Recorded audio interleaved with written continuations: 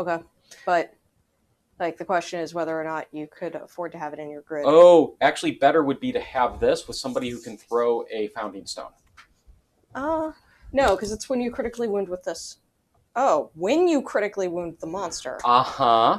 I feel like that's bullshit. Yeah, so we should put that in somebody... Like, come on, man. That's bullshit. No, it's not. That's cheating. It's very clear. I'm going to take advantage. Poots fucks with us enough. I will take advantage of what I can. So, yeah. Okay. All right. So, now we are going to do the story event that we were supposed to do during the settlement phase. Okay, take it away. All right. Waiting bell. Our bell was waiting when we arrived. It waited silently as we grew up around it. It waited as the lantern years passed on into stories. We did not know that we were waiting too until the stranger arrived.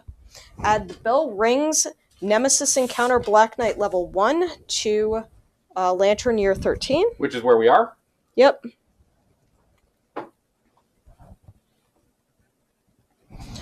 Add the bell rings, Nemesis encounter Black Knight level 2 to lantern year 17. Oh god, just 4 years out? Yeah, and oh my god, this is terrible. Lantern year 16 is the Butcher, and lantern year 17 is the Black Knight, and lantern year 18 is Atnas. So we don't get to do shit. Yeah. Wow. That's going to be a rough 3 lantern years. Yep.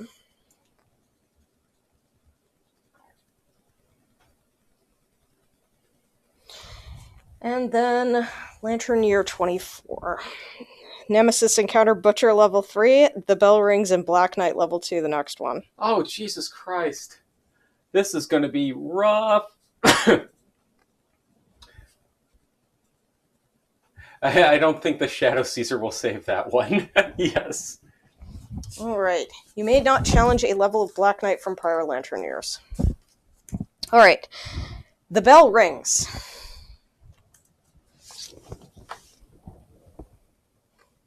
Oh, that's pretty. You can also lay it out here if you wanted, but yeah. They placed the mechanism under near our bell, then swung with might and precision.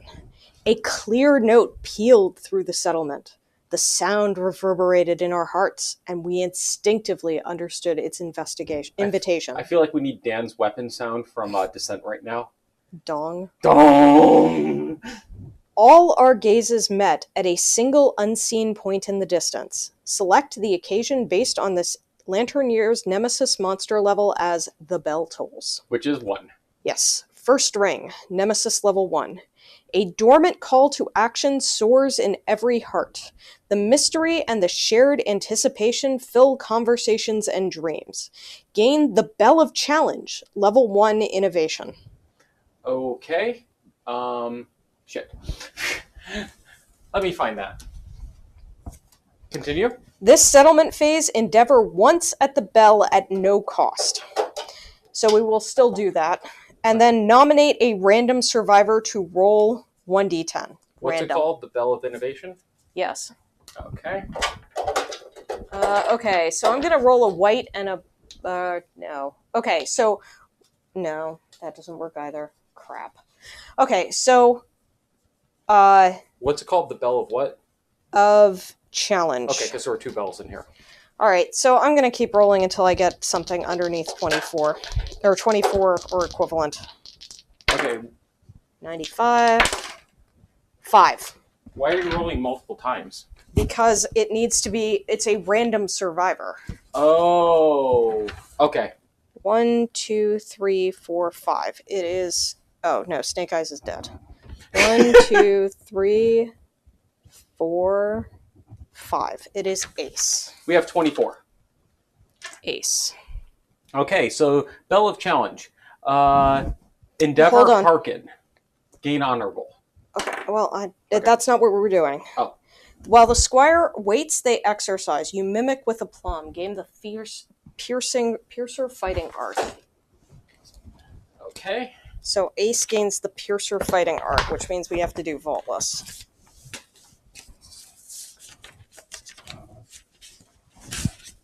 Is it a secret or normal? Normal. Okay.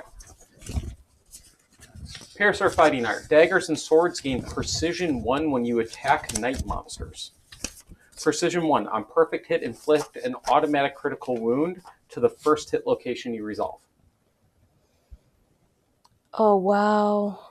That would be so nice. Yeah. But we only have a 30% chance of getting it. Yeah. Who would that go on? Ace? Well, he's our other ghost server. Oh shit.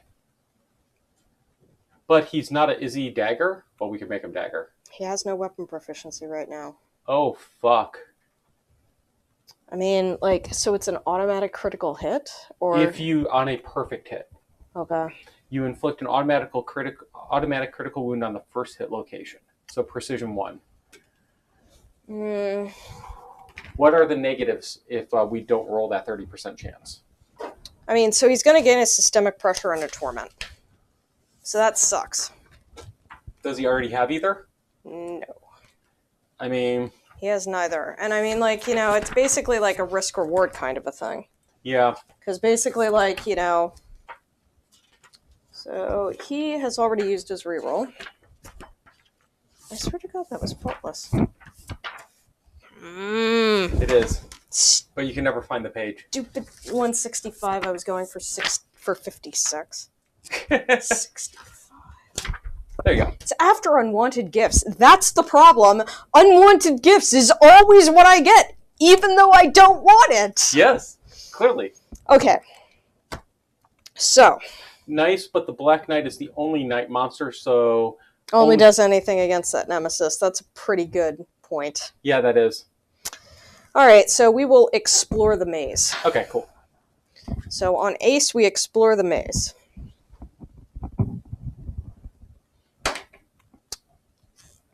Gain a Lumi. Okay, nice and simple. 5 Lumi. Never gonna complain about more Lumi. Nope. Even though, like, I mean, he's not gonna use the Lumi, to be honest, but... Yeah. Alright. Okay. So, that happened. That's finished. Piercer Fighting Art. Now we endeavor at the bell. Okay, so, hearken. So, whoever endeavors gains honorable disorder. Alright. Departing survivors with the honorable gain a benefit of 1 survival versus this mob. So we probably won't bother giving it to one of these unless we really want a survival. Is it on Depart? It's on Depart. At level 2, they'll gain 1 to all hit locations. On level 3, a strength token. And at level 4, a reroll token. You should give honorable to Fool's Mate. You think so? Yes, because Facism says that he can only attack from its goddamn facing anyway, and I think that's pretty much the honorable disorder. Double check for me, please. Honorable. You believe in honor and fairness when conducting yourself in the battlefield. It is these strong principles that have kept you alive, and you will not abandon them under any circumstance. You cannot attack a monster from its blind spot or if it is knocked down. Yes. Okay, no, there is one problem. He can attack it when it is knocked down currently. So this would be that he could only attack it from its facing, and never while it is knocked down. I'm fine with that. Because as he progresses, he will get hit locations and strength tokens. The alternative is I can give that to Craps, which means he can't hit from blind spot. But if he gets 1 more disorder after this, he gets rid of that damn perfect hit thing. Yeah, by the way, he should not be carrying a shield, generally speaking. Like, I mean, he could carry a shield, but it's, like, basically worthless for him. Yeah, so I'll put on something else. Good catch. I mean, he does get the additional armor. I'm not completely, like, you know, damning it, but, like, it does mean that he cannot use it to take hits. Yes. No, that's a good point. I think I'm just going to give it to Fool's Mate. It seems good. Yeah, dude. Right now I'm feeling like it is definitely a good idea to have alcohol if we're going to do 2 showdowns in a row. Yes, I do not disagree with this. Oh, wow. Do not agree. Wow. Unfortunately, we didn't gain the pattern gear, which kind of sucks. Oh, what did we have to do that? Roll between a 4 and a 7. Oh, that would have been nice. Oh, we have to have 3 courage. No fucking way. Random. Okay. Can you give me the gear? Very funny. I need to figure out something else to throw into craps. You could put an acanthus on him if you want. Not a bad idea. He already has a founding stone.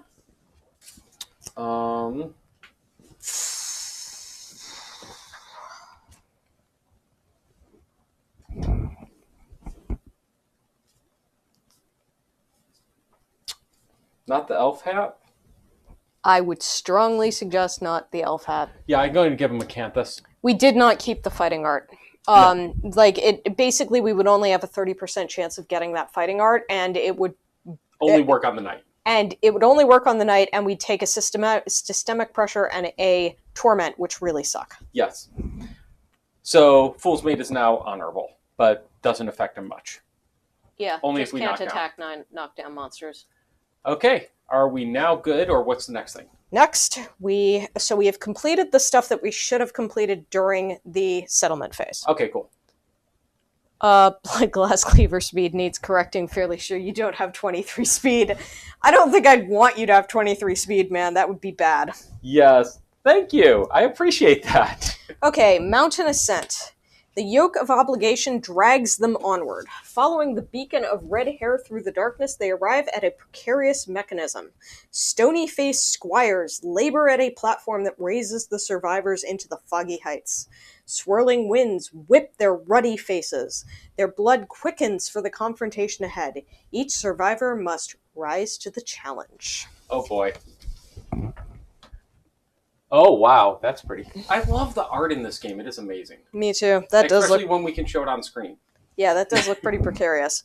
All right, so every survivor must rise to the challenge. So we all must roll 1d10. Okay, I've got the scout because I've got monster controller. Oh fuck. Wow. How bad are my ones? All right. So 1, 2, and 3. So that's 4 of us. The creaking of your enclosure is a nagging, sour note in the soaring symphony of anticipation. If you have less than 3 courage. So that is. Yes, both of my characters have less than 3 courage. Fool's Mate does not. If you have less than 3 courage, lose star survival and gain a negative accuracy token. Okay, so the scout loses 1 survival, which he should have been maxed, so he's down to 7, and gain a -1 accuracy. Joke's on you. I don't have any survival to lose. Bam. But you still get the negative accuracy. Yes, but then we have Song of the Brave. Oh, that's still going to hit? I think so. I don't see why not. That'd be an unlocked. How does it... Because if that's just going to remove that...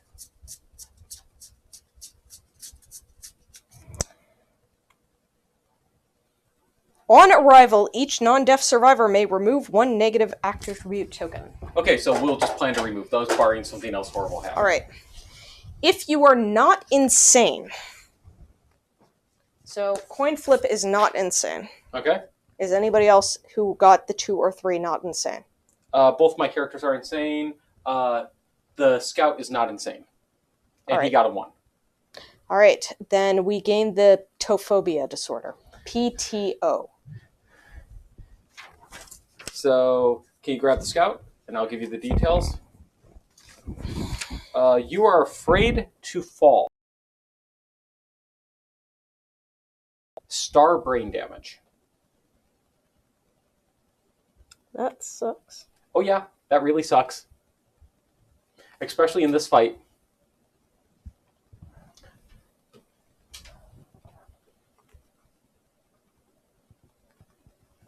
Oh, life's gonna suck when you play Kingdom Death. Yep. And as always, thank you very much for joining us. We love commenting, we love likes, subscribes, all that good fun stuff. So thank you very much, and please keep going. Do you want to bring Ace to the fight now, or did you not keep the fight? Oh, that was earlier, yes. Yes.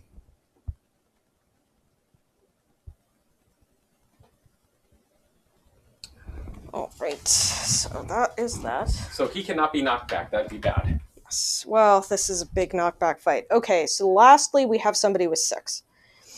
The rising chill puckers your skin. An unquellable shiver takes hold, stiffening your joints.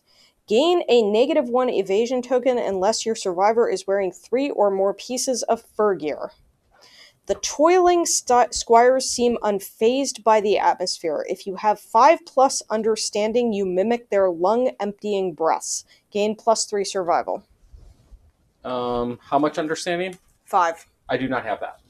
All right, we have completed Rise to the Challenge. So I have no problem with Craps getting a -1 evasion token for some stupid reason. Yep.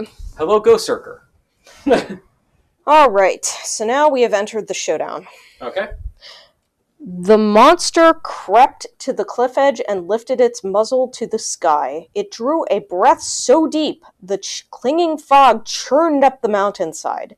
Tasting the air of far-off plains, it searched for a familiar scent, its dispirited cries sailing on the wind. Okay. So, it has 8 basics and 4 advanced. So 12 3, AI. 4, 5, 6, 7, 8, 9, 10. So that's not it. This is the deck that I put together.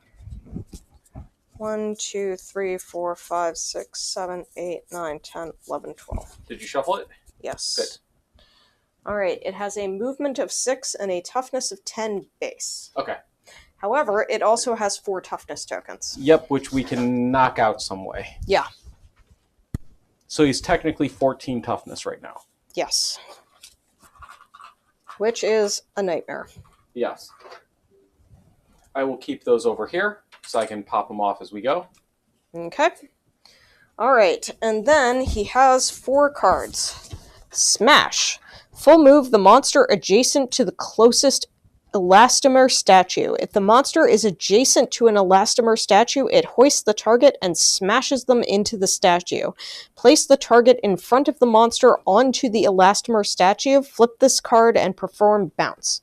So I presume that happens at certain points during the showdown. Yep. You'll have to be keeping track of a bunch of this, so I apologize. No problem. Sheer cliffs. When a survivor suffers knockback to the board edge with knockback remaining, stop their knockback at the board edge and scramble to survive. Your remaining knockback will affect your fate. Oh boy. That seems bad. Now, board edge, is that would be the very outer edge? Yes. Not just the revealed tiles. Okay. Spry.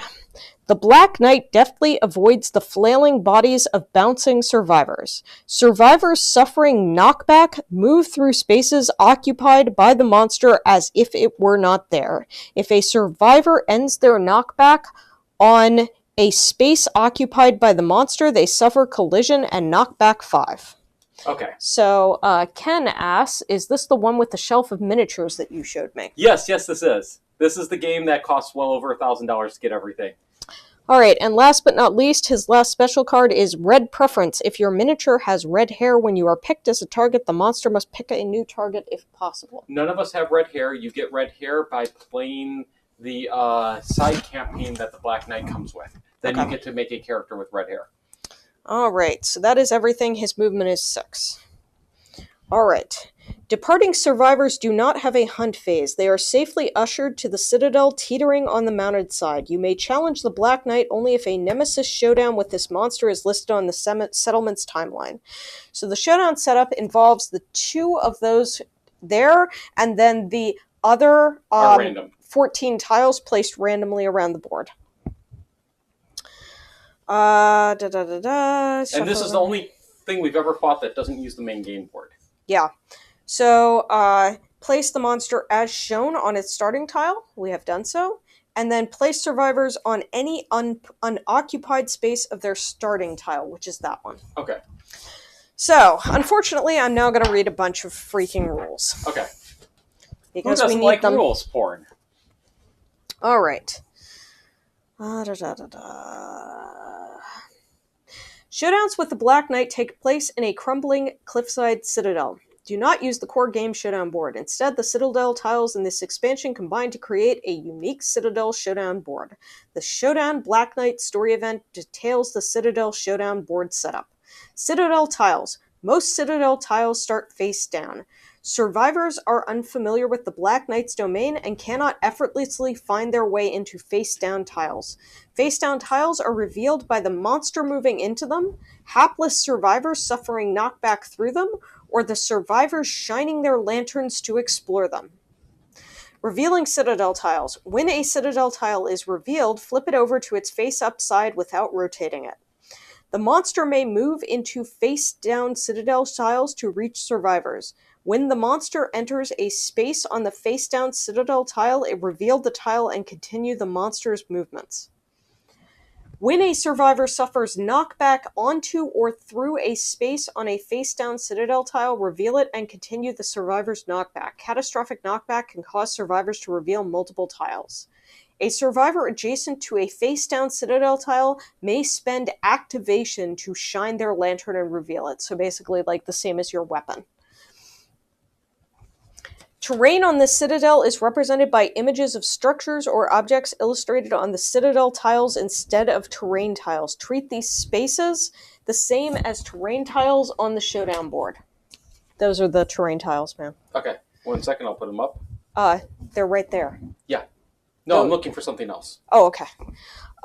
Treat these spaces the same as terrain tiles on the Showdown board, referring to rules on the corresponding terrain card. Terrain on Citadel Showdown board cannot be moved.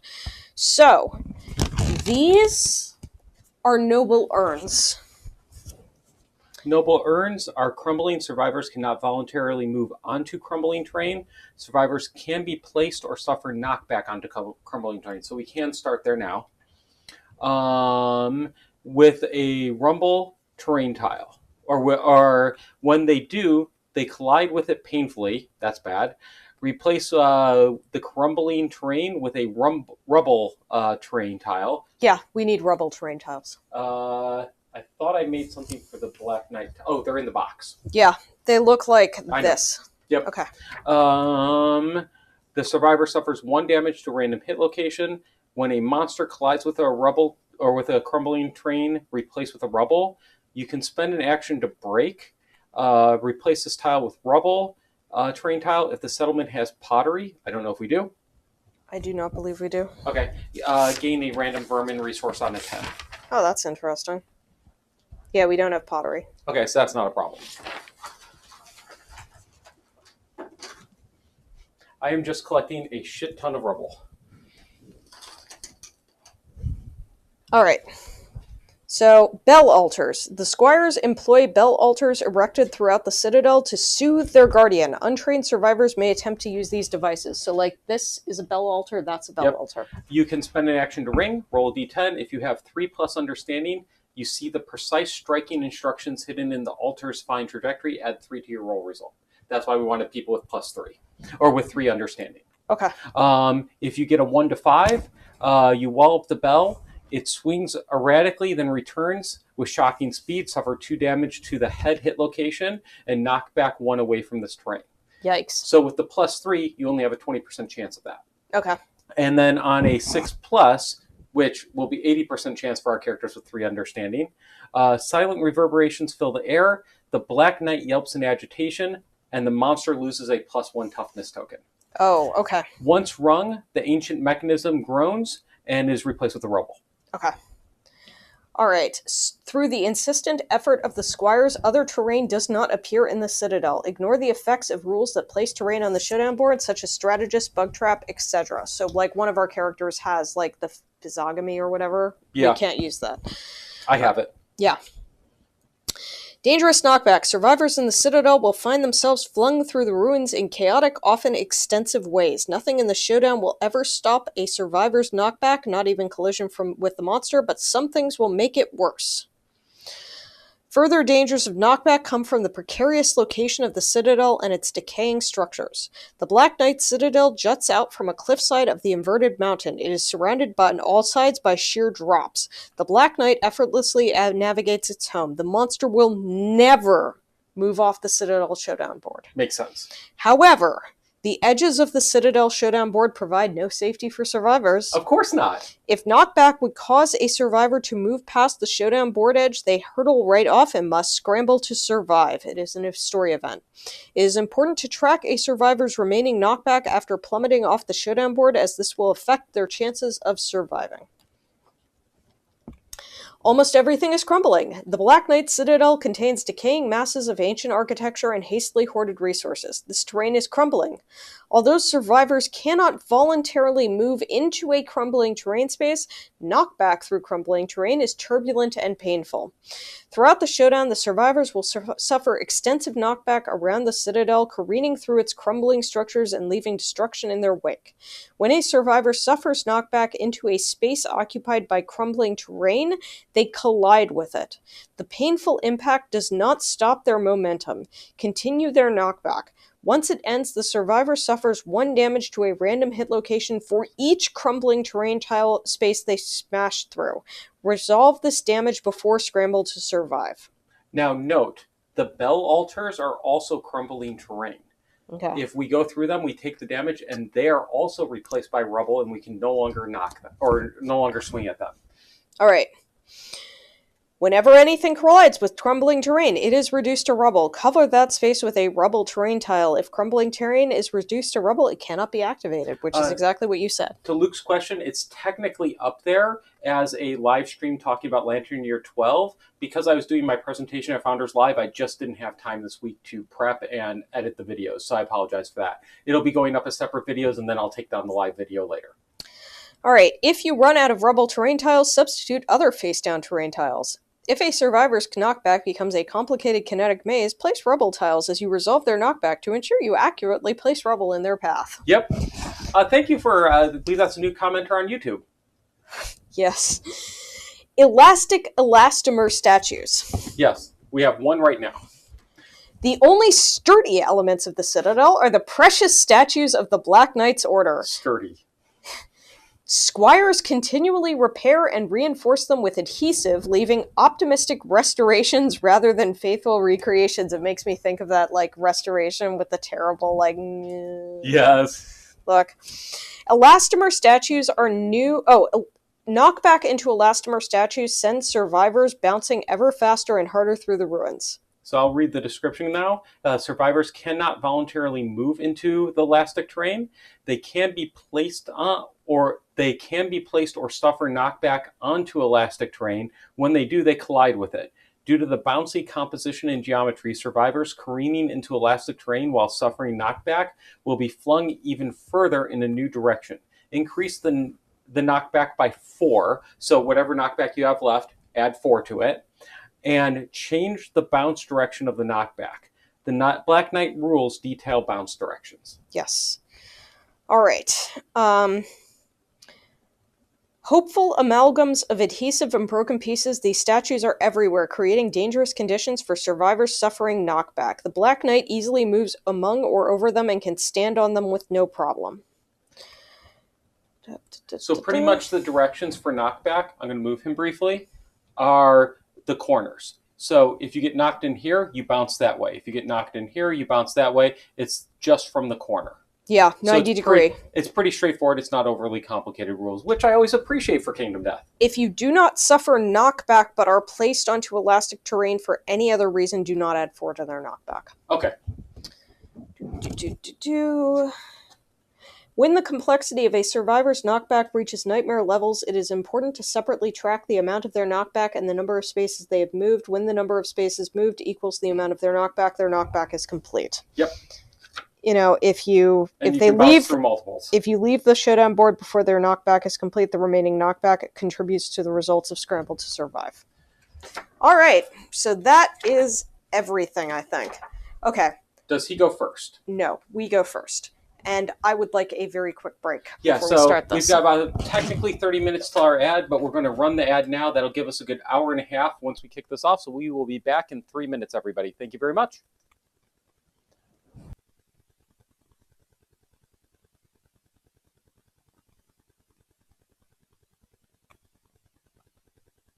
Forget to be observant. Nicole is reminding me to be observant despite a light buzz from the wonderful drink. God, we're all gonna die. I hope not. This new fights are always interesting. Though we've got the benefit of that thing that says that if we actually if we do all die, that we actually don't die. Okay. Well, let's wait a minute and then we'll place our characters, I believe. Yep. Oh man. This is going to be an intense fight. Though, I get to do 5 hit location cards at the start. Mm-hmm. I think having the -1 evasion is worth the extra hit location card. Oh, God, this is going to be rough. Okay, 20 more seconds. And then we will be good to go. Do I have my insanities and everything right? I think so. God, I don't even know. Oh, shoot. I put Fool's Mate wrong. We didn't lose an insanity on the way here. No. Okay.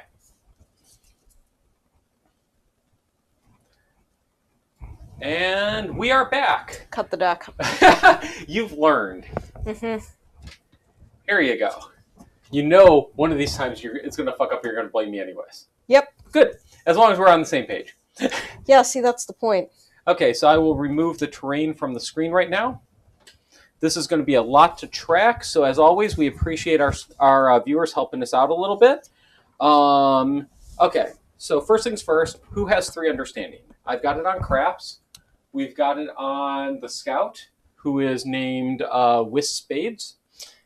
Deuce and Coinflip both have 3 understanding. So what I'm thinking is the ideal situation is I'll start Craps. So the only character who doesn't have 3 understanding is the honorable guy, right? Yes. Okay. So I will put Craps here. He's going to whack that bell. Okay. Who do we want to stand next to the other bell? And technically all 3 could if we're willing to take a damage on one. Okay. So let's put the Scout back here so he's not likely a target. Yeah, though remember that we're going to oh no, we don't need to attack with the Scout because he's got the Grimjaw, and the Grimjaw is not actually something that we necessarily need to hit him with at this point. So I'm thinking So what are our chances of actually damaging him? He's got 14 toughness right now. Yeah. So it's better we could wipe out all of his toughness tokens right now if we get lucky. Okay. So I'm thinking I will have Fool's Mate start in the urns, and he will take 1 damage to do so that he can whack the bell. Wait, if you start in the urns, you take a damage? Yes, because it's crumbling. Who voluntarily move onto crumbled terrain, survivors can be placed or suffer knockback onto it, so I'm placing. When they do, they collide with it painfully, replace it with rubble, and they suffer 1 damage to random hit location. When the monster collides, also replace with rubble. So I would take 1 damage to random hit location to start, but then I could whack the bell first round. Usually collision also results in knockback.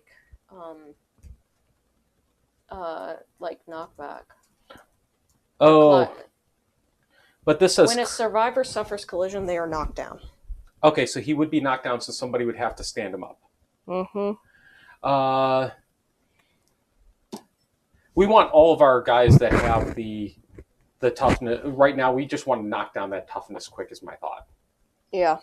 Rather than hitting the monster. Well, actually, that's a good point. We may still want to whack the monster. So maybe I'll start him there, because he's our strongest character. Yeah. So whack the monster, and then rather than starting there, we can put the other character to whack that bell. No, don't move him. Okay. I want him exactly where he is. I know exactly what I'm doing. Okay. Coinflip wants to be there. Okay, who's going to whack the other bell? So... Oh, actually, this character is useless for the bell. Okay. So do you want him up 1 then? No. Okay. He wants to be exactly where he is. He does not want to hit that damn bell. Okay. He has understanding, but he'd prefer not to hit the bell if he could. Maybe him there? Why not move him there? Why not put him next to the bell in a place where he's not going to get collision? Or can we only hit the bell once? This is not collision. That's a urn, man. Oh, That's an urn. that counts as an urn? Yes. Oh, I didn't realize that. Oh, thank you. I didn't realize that. Yeah, according to the picture in here, it says that's also an urn. Okay, I did not realize that. Thank you for clarifying. That was what threw me off. Yeah. You can only hit each bell once, can we? Oh, once rung, it turns into rubble. Okay. Okay. So Okay. yeah, like, okay. Then do you want another character pimping up on the mob like I am? So, coin flip is going to shoot the mob in the face Oh, from ranged. from ranged. Okay. Then I'm going to start here, and I may be able to also... How much strength do I have on Fool's Mate? Oh, Fool's Mate can whack him too. So... All right, and then I can stand behind them, possibly. Is a possibility. Though, of course, we don't know whether or not knockback is really going to screw us. Do you have to be straight on with the mob? If not, being like over here might be better. Oh, yeah, that'd be fine. Okay, cool. And do you want to be up one or there? There is fine. Okay. And then the other character has... So the character without an under thing that's not the scout does have a spear. Oh. So I could attack from... Here. There, yes. Okay, and that's this character. Yes. So they could ring the bell, move up one, and attack. Theoretically, yes. Okay. So I think we're good? All right, let's do it. Okay, so let's start then with the scout, who has 3 or more understanding, and he's just going to ring the bell. Okay. And get that handled. Yeah. I'm buzzing for a second, so I'm going to put this off to the side. Okay. So he's going to ring the bell. Oh, I was supposed to pass monster controller to you. So you get the first ring attempt. So bell. Why do I get the first ring? Oh, yeah. Because you're using the scout. So 1d10, and you get +3 to your roll result. 10. 10. Okay, so you successfully ring the bell. It reverberates through the air. The Black Knight yelps in agitation. The monster loses 1 toughness token. He's down to 13. Okay. And then we can do something else with the scout. Okay. He has 3 movement. We cannot move into these tiles, can we? Not unless we search. Because we'd have to surge to reveal it. And then we could move into it. But it also puts us closer to the edge, which has its dangerous aspects. Okay. But it's going to happen anyways, isn't it? Eventually. Yes. Yeah. Though we can search to reveal it without moving into it. Yes. So, and now we need to replace the bell with rubble. Thank you. Nice catch. Okay, so I say he's got 7 survival. Let's just reveal the tile so at least we know what we're dealing with. Okay. So he will surge. And we flip it and just leave it, and right? then flip it that way. It doesn't matter, right? Well, I mean, it kind of does, but it looks like this in the thing, which if you're doing it like this. Okay. Yeah, that way. This way. Okay. Wow. Wow. Well, actually, the Elastomer statue at least being there means it's a little bit. Okay. All right. Okay, so now if he moves into the urn, he collides, and what happens? He's knocked down. He's knocked down, and he would suffer a damage. And he doesn't have a whole lot of armor. Nope. Do we want to move him out of the direct line of the thing and risk that, or just leave him? There's no bells in there. Yeah, I mean, he can dash if he has to in a lot of cases. Like, before a reaction, he could dash if he had to get out of the way. And then we'd need this character move up 1 to give him somewhere to go. Not really. Oh, yeah. Because he's going to collide anyway. So basically, he'd be getting out of the way of whatever's going on. A bigger hit to take a 1 damage. Yeah. That's a good point. Okay. All right. So the scout is now done. All right. So. He's down to 13 toughness. Okay. So I'm thinking Fool's Mate has 6 right now. So I'm thinking 6 strength. So that would be 7 plus to wound. Okay. That's still pretty harsh. The Crimson Bow. With the Crimson Bow, I have 4 strength plus 3, 7 strength plus 2 from his facing. Okay. So that's 9 strength. Which means, I hit on a 4+. I think I'm just going to use craps to ring a bell. All right, but how is he going to ring a bell? So he's just, he would take 1 damage. Okay. Get knocked down, and then somebody else will have to stand him up. Yeah. And then he would ring the bell. Okay. So he's going to move the 1. Mm-hmm. He will take 1 damage to random hit location. Feet. taking him down to 3. And then somebody will need to stand him up. Let's have the scout. Okay. Because he's going to vanish at some point. And now he's going to spend his action to ring the bell. Okay. We should probably have just started him on that location, You think? honestly. Want to just say we did? So Sure. you didn't use me? Okay, we just started him there.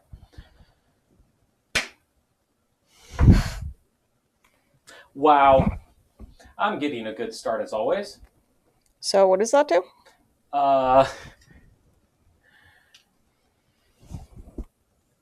Suffer 2 damage to the head location.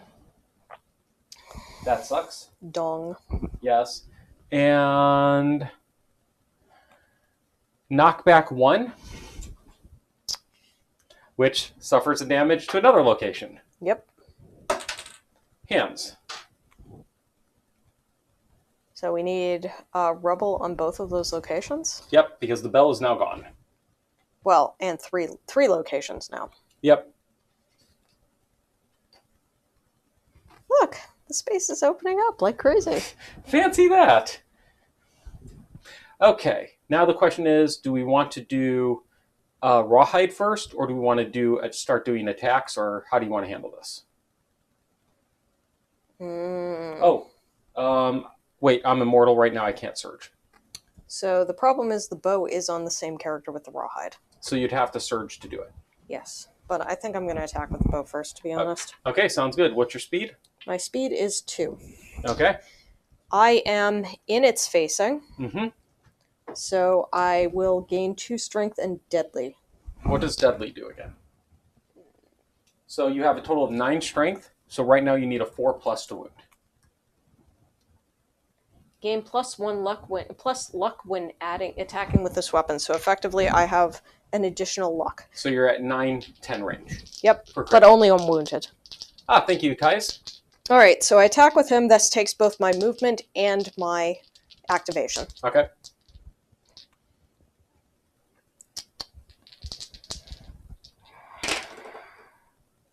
Two hits. 2 hits. Wow. Oh, wow. That Daggers sucks. or guitars, which you are not using, right? I am not using. Perform basic action, target the attacker. Well, that sucks. If you wound. Yes. But hopefully you crit. And that means he will move through Fool's Mate. Yes. Ouch. So, smash is... You're not adjacent. Yes, but full move the monster toward the attacker. If adjacent, perform smash. So he has 6 moves, so he'll move through your character. Okay.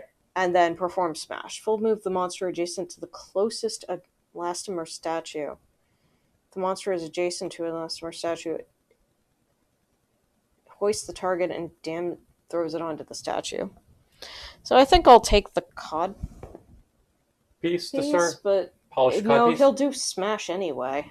with basic action. Yeah. Okay.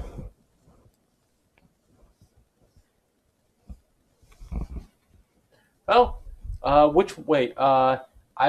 that first, because if you crit, you do knock him down. Oh no, both knock him down. Yeah, but I'm probably not going to knock him down, to be honest. Well, No. I didn't wound him. So that goes into the discard pile. You're up to 50. You hit a milestone. All right. Come on, coin flip. 2. Still didn't wound. Nope. Okay then. I'm sucking this shit up. Do you want to surge in either rawhide or attack? Or do we want to wait, and now that we know he smashes, I can attack with fools and then get out of the way? Yeah, that may be good. Okay. I don't know. I will attack with fools. So that is 2 speed. I hit on a... Well, 1, 2, 3, 4... I think I'm going to move to his side before attacking. Yeah, not a bad idea. Move to his side before attacking, and now I hit on a 4 or 6+. I don't have accuracy. Oh no, wait. No, we did not gain accuracy tokens. Okay. Oh, did you... It didn't matter for that, but did you add your strength onto your character from your strength token? Yes. Okay. Wait, why do I have 4 strength? I have 2 base strength plus 1 strength. That's 3. Yeah, I should have had 1 less strength. Okay. So I need a 6+ to hit. I get 2 hits, and one's a perfect hit. Which I don't think does shit for me. No. I'll remove the bell altar from the screen. Okay, we have a super dense. That's good to know. Yep. Does not affect this character, but failure. What do I need to wound? So I have 6 total strength, so I wound on a 7+. Ow. Full move the monster, then smash. If I wound with the other one, full move the monster, and then smash. So I think I'm going to do the failure first. We need to paint him fucking green, man, because this guy's the fucking Hulk. Yes, he is. Hulk smash! Okay, so I need a 7+ to wound. I wound! So I do not fail. Alright, 1 AI card in the deck. First blood. Oh, wait. I have luck. You actually have luck? I have 1 luck on this character. I forgot to put it on the screen because I have the luck charm hooked up. Oh, wow. So I crit. Okay, what does crit do for you? Still a wound. Alright, just a wound? Agar sports the monster's fresh wound, painting your hand with monster blood. If you are insane, yes, very. You scrape the paw clean with your tongue. Legit? Yep, that's Kingdom Death. Oh, shit. Is this the Hunger character? No. Good. She's dead now. Oh, that was the Hunger character, Baccarat? She's dead. Okay. Consuming the peppery substance melts your taste buds. Wow. Adding a sizzle to your scream of triumph. Gain +1 strength. So I go up to 2 strength.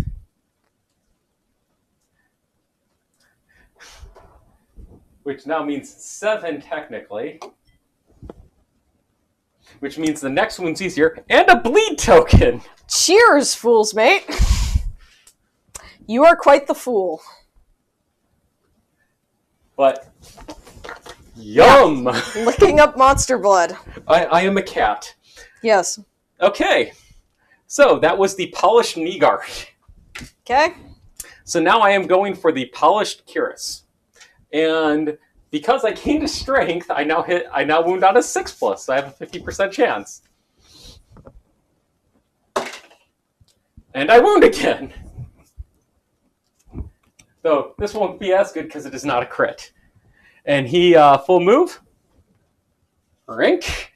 Smash! Alright, so full move the monster adjacent to the closest elastomer statue. Since if the monster is adjacent to an elastomer statue, it hoists the target and smashes them into the elastomer statue. Flip this card and perform bounce.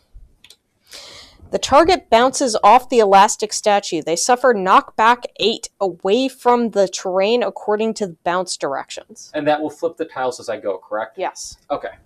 So, 1, flip the tile. Oh, fuck me. Oh, you were really screwed. 2, so I take 1 damage. You were really screwed. Oh, yes. To the waist. Where's my waist? 3, now back up to 7. 4, wait a second. That would be body. And you should probably put Rebel on those 2 locations. Yep. So I'm now down to 6. Let me get the 2 rebels out. Okay, flip it. Yep. Right off the edge. 7. No. You're here. Oh, 6. So I have 6 more. 4, and I have 2 left.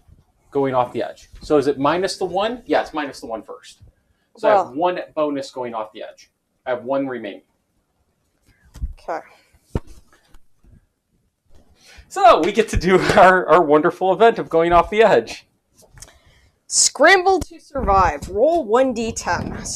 Subtract your remaining knockback from the roll result. Okay, so I subtract 1. What am I looking at? Go ahead and read through it. A lantern 10 or a 10 plus, you catch a handhold as you sail over the edge, nimbly swinging yourself back onto solid ground. Place your survivor on the closest unoccupied space on the showdown board. Gain 1 survival. 9 through 6. A lucky snarl and hairy roots stops your fall. Place your survivor knocked down on the closest unoccupied space in the showdown. So that's 6 through 9? Yep. Okay. 5 through 2.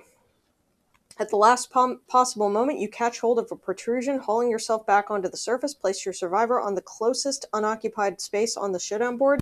You are knocked down and suffer star damage to the arm's hit location, which would be 1. Okay. 1 or less. You grasp only air. Your screams are swallowed by the shearing wind, sinking into oblivion. Dead. Arcade and fragile gear in your gear grid. Roll big. No fragile. Okay. 5. All right, 5. 5 is... at the last possible moment, you catch hold of a protrusion, hauling yourself back onto the surface. Place your survivor on the closest unoccupied space on the showdown board. You are knocked down and suffer star damage to the hit location. Arm's hit location. Okay, so I take 1 to arms. Yep. Sweet. That is not too bad. Do you have understanding? 1. No, not enough. Okay. Because there's bells. Yeah. And the low chance of hitting the bell altar and getting knocked back. Oh, it's only knocked back 1 away. So I could actually run to this side and I'll be fine. Yeah. It's only 1 knockback. Oh, 2 damage to the head. Yeah, that's hurts. Worse. Okay. All right. So but that was backs to us. That is true. Which means Fool's Mate isn't attacking. Which sucks. But he's over there anyways. Yes. So I've attacked with oh wait, coin flip. He has not moved yet. And he hasn't surged. Do we want him to try to do a bell? I mean, his chances are kind of shit, aren't they? I mean, I wouldn't do it. Okay. And it doesn't seem like a good idea to me. Yeah, and I wouldn't stand him up then. Okay. Alrighty then. So, then I have deuce. Yep, and you still have your surge on coin flip. And you have a card on the screen. Thank you. This flips back to smash. All right. Thank you, everybody, for joining. As always, we appreciate it. Feel free to comment, ask questions, like, subscribe, all that good fun shit. All right.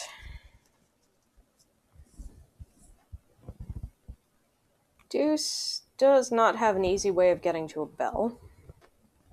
So do we want to... okay, so Deuce could attack from a distance, but will probably get smashed onto a statue if I'm unlucky. But, I mean, we kind of gotta... We gotta wound him. How much is his strength? His strength is... Why did I add an extra one? It seems like I just added extra strength. Right? You have the strength token. I know, but, like, it's not that. Like, he has 1 strength, and for some reason I just, like, added an additional strength for no particularly good reason. Okay. All right. So you have 2 strength. Yes. Which means you have to crit. Which means that the Spear of Life is a 6. Okay. It adds to reach a 6. Okay. So that would be a 7 plus to wound. Which sucks, but it's not the end of the world. So I would move into the kitty corner if you were to attack. So here, if you attack, we at least expose another thing in your more centered board. Yeah. All right. So I'm going to attack him using the Spear of Life. Okay.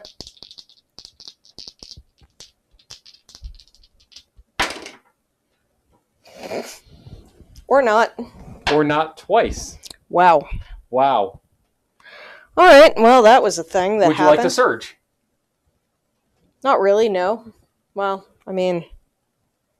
You have a lot of survival. Yeah. I also could surge for my leather shield. Oh, that's not a bad option. But the question is whether or not I want to do that before or after, because it resets when the monster's turn starts. I would. I would do after.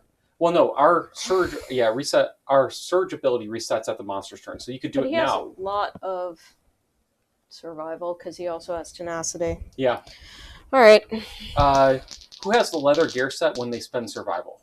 It's not leather, it's rawhide. And that's coin flip. Okay, so he'll be able to do that when he does the rawhide.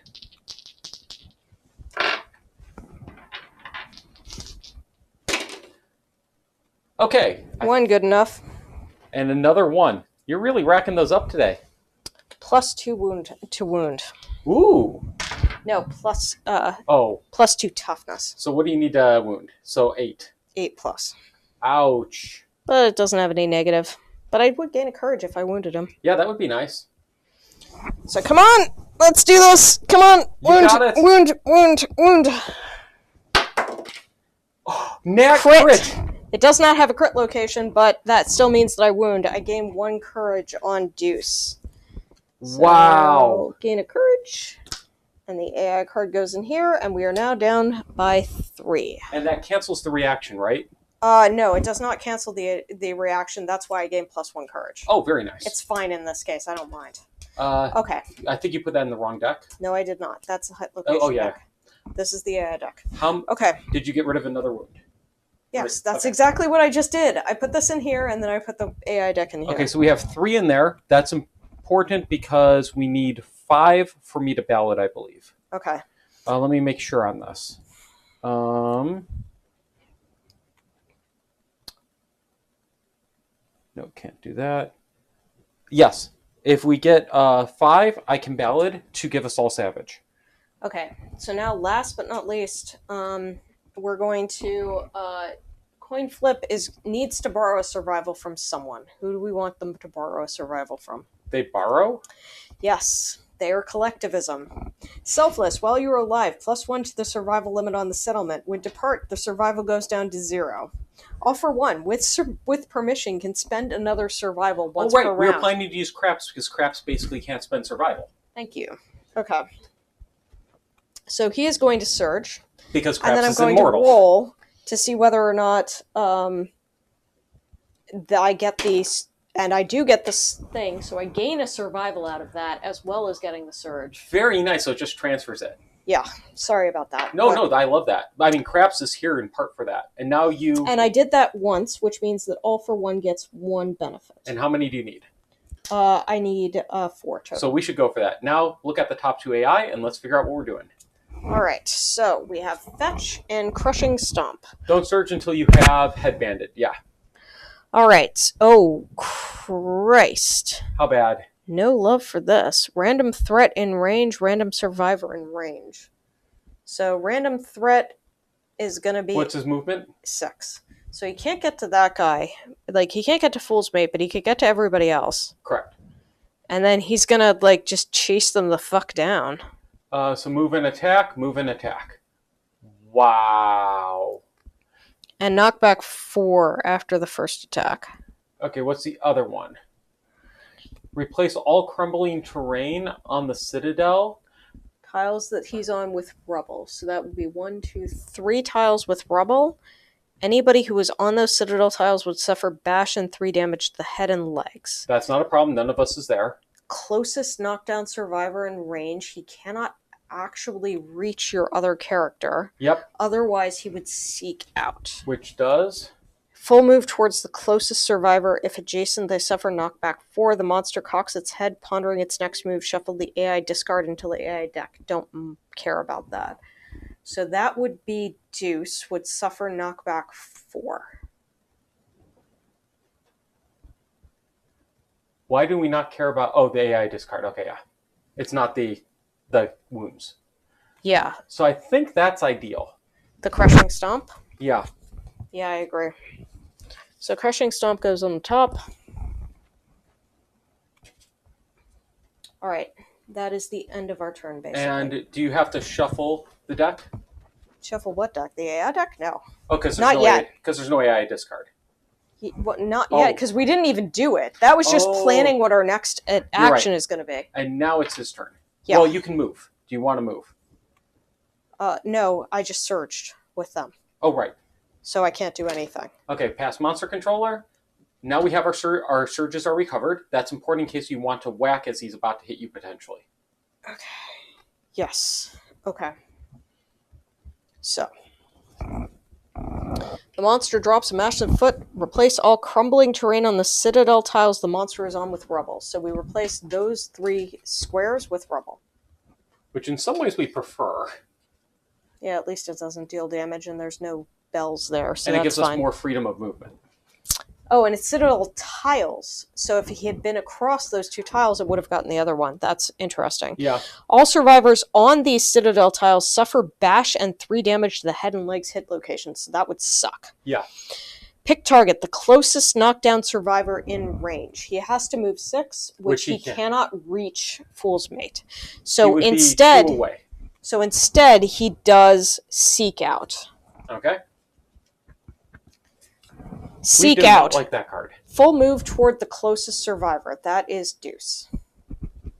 All right. If adjacent, they suffer knockback 4. Okay, so flip the tile. So take 1 damage to a random hit location. Deuce suffers 1 damage to the arms. That is not his greatest point, but whatever. Okay.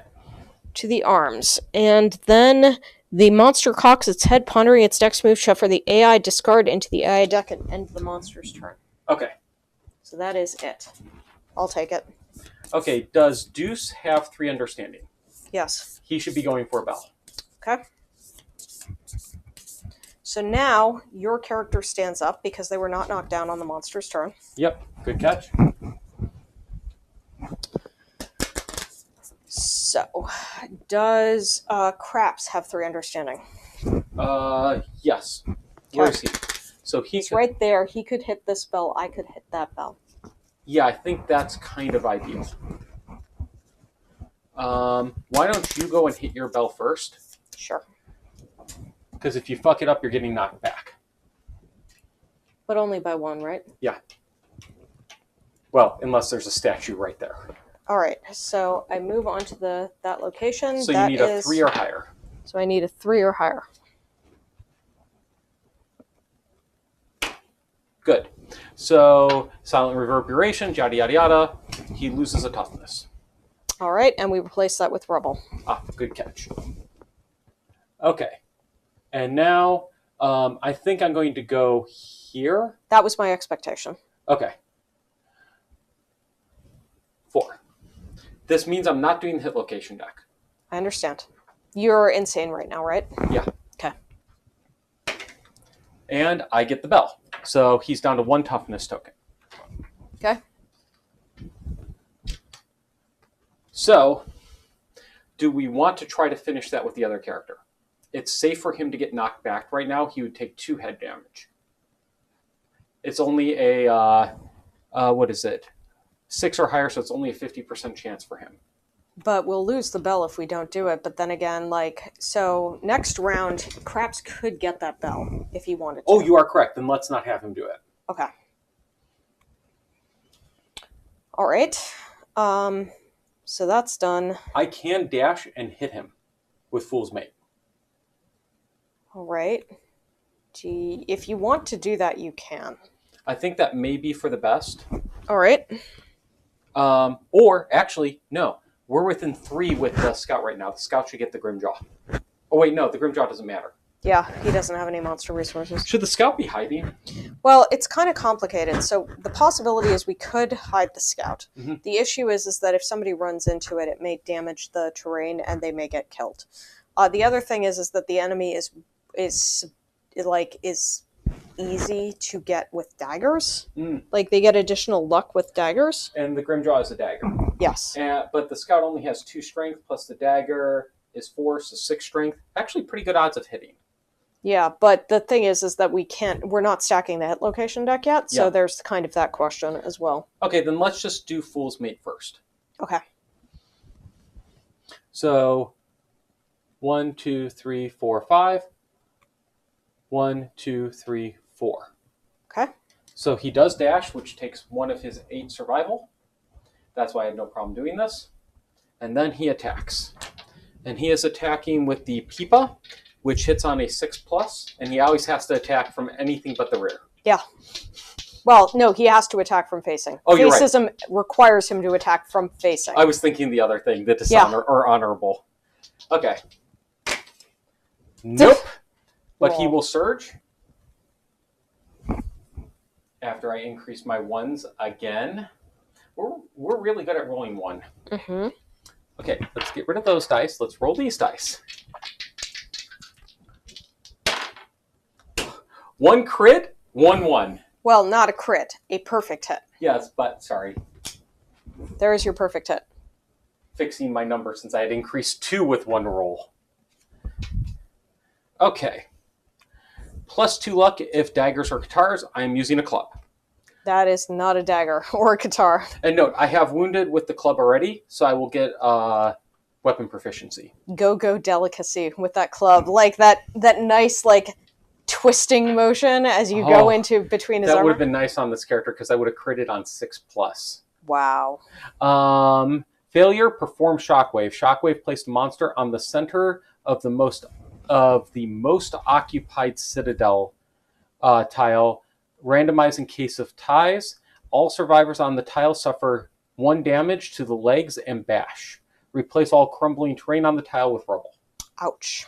Okay, that's if I fail. So yep. Don't fail. I've got 7 strength. He has currently 11 toughness. So 4+. Okay. That is not a 4+. That is a failure. You're not a club specialist, right? No, I am not. Okay. And I won't be after this. Well, shit. Or hold on. I think you're screwed, man. No one was knocked down, so that's not a problem. Yeah, I'm screwed.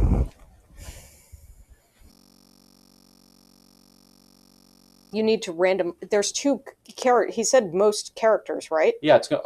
There's 2, so randomly choose. You have monster controller, so 1 through 5 here, 6 through 10 there. I missed that detail. Thank you. 1 through 5. Okay, so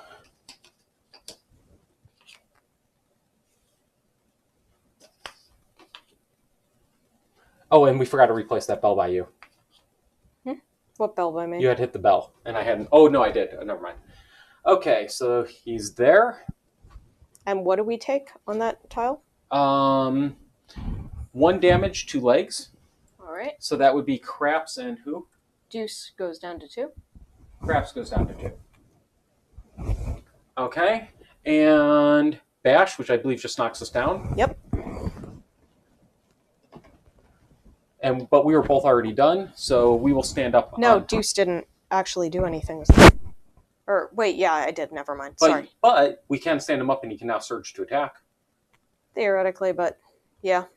Anyways, honestly, I think I'd be happier like attacking with my Boga person. Oh, fair, but we may do that to end. Yeah.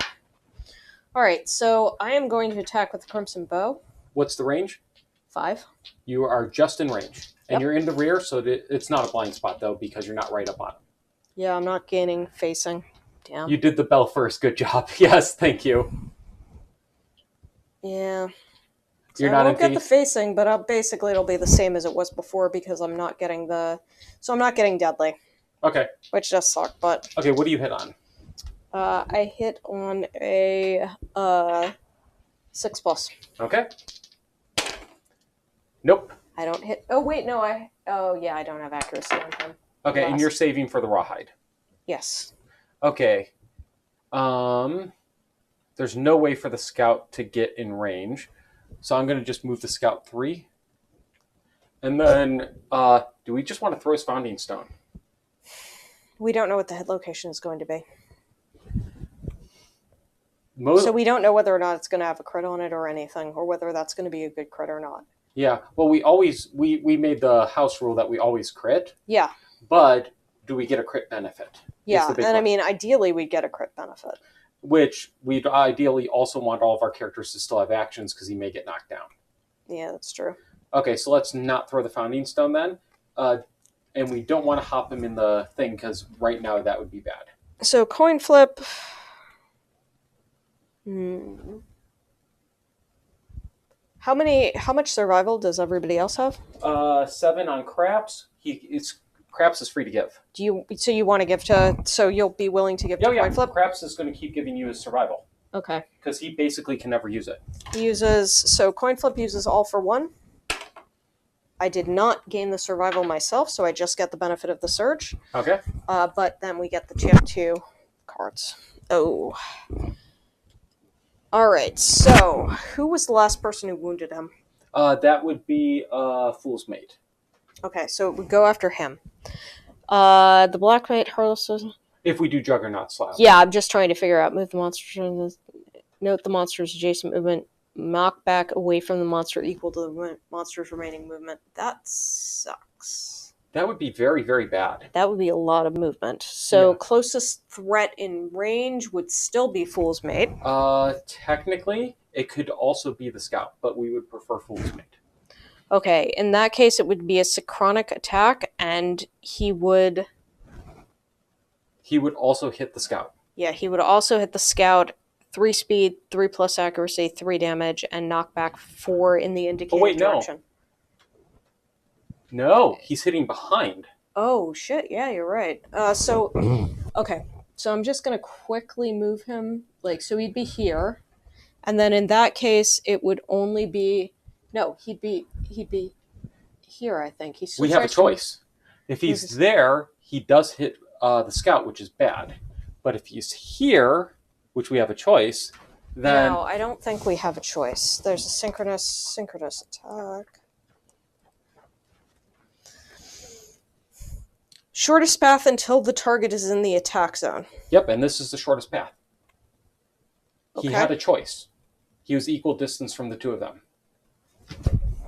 Yeah, but, would he... That would be the shortest path to put him in the zone, right? No, because he's facing forward. He walks up on the guy.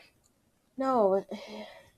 Shortest path. Is he now in the zone when he wouldn't have been before? No. So he was here.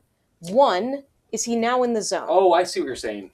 2, is he now in the zone? He would be in the zone here. Okay. But he's walking backwards, is what you're implying. I don't think he walks backwards. Full move towards the target. Then turn the monster to face away from the target. Okay, so then he has to move all the way up there. Yeah, so he has to move all the way up to either one of these. Yeah. And then turn away to face. Oh, in this case, now he would hit those 2 characters, whereas if he does it over here, he only hits 1. No, he also hits my other Craps. Yeah. But I think that's better than the Scout. Yeah, this is far better than the Scout. Yeah. Knockback 4. This isn't gonna hurt him, and because it's in the indicated direction, which is that way. Which he wants to run that way anyways. Yeah. This one we don't know what's here, but we can deal. It's better than the Scout possibly dying. All right. But both of those characters are in the synchronic attack. Yep. So who? I think the monster controller was supposed to move. Okay, so 3 speed. Accuracy 3 plus base against And Craps. you get an insanity because you targeted Fool's Mate, and he is one of your characters. Why do I gain an insanity? Because of the monster controller. You gained an insanity because you just targeted Fool's Mate, who is the current monster controller. I always forget about that rule. Understandable, because it's pretty rare, okay, honestly. so doing Craps first, and he has no evasion. Okay. Right now, because he has the -1 evasion token. So he has 3 plus. 3 hits. Okay. And 3 damage each, I believe. Yep. And then after, he'll get knocked back 4, so just move him back to 4.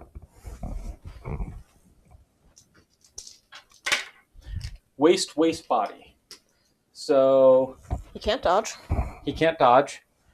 So waste, he goes heavy damage. And then... How much does he lose from his insanity? Oh, wait. Insanity happens first. That's Doesn't right. Fool's Mate have an observation to do with being targeted? An observation.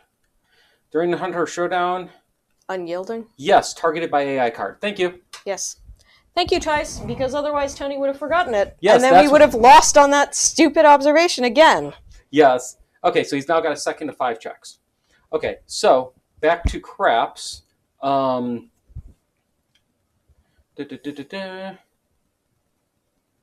So he has 7 insanity. So 2 of the attacks go to insanity.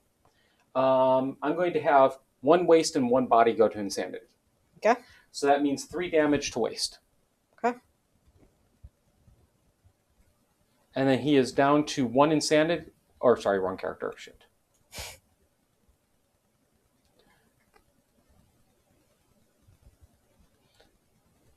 Oh, yes, he's down to 2 insanity. So he's no longer insane. And then he's down to 1 waste armor. Okay. Okay, and then he's already knocked back. And now Fool's Mate has 1 evasion. And is also the singing gear. Yep. So -1 hit. Oh, yes, thank you. If he rolls multiple hits. Yep, thank you. And anything else bullshitty on him? No.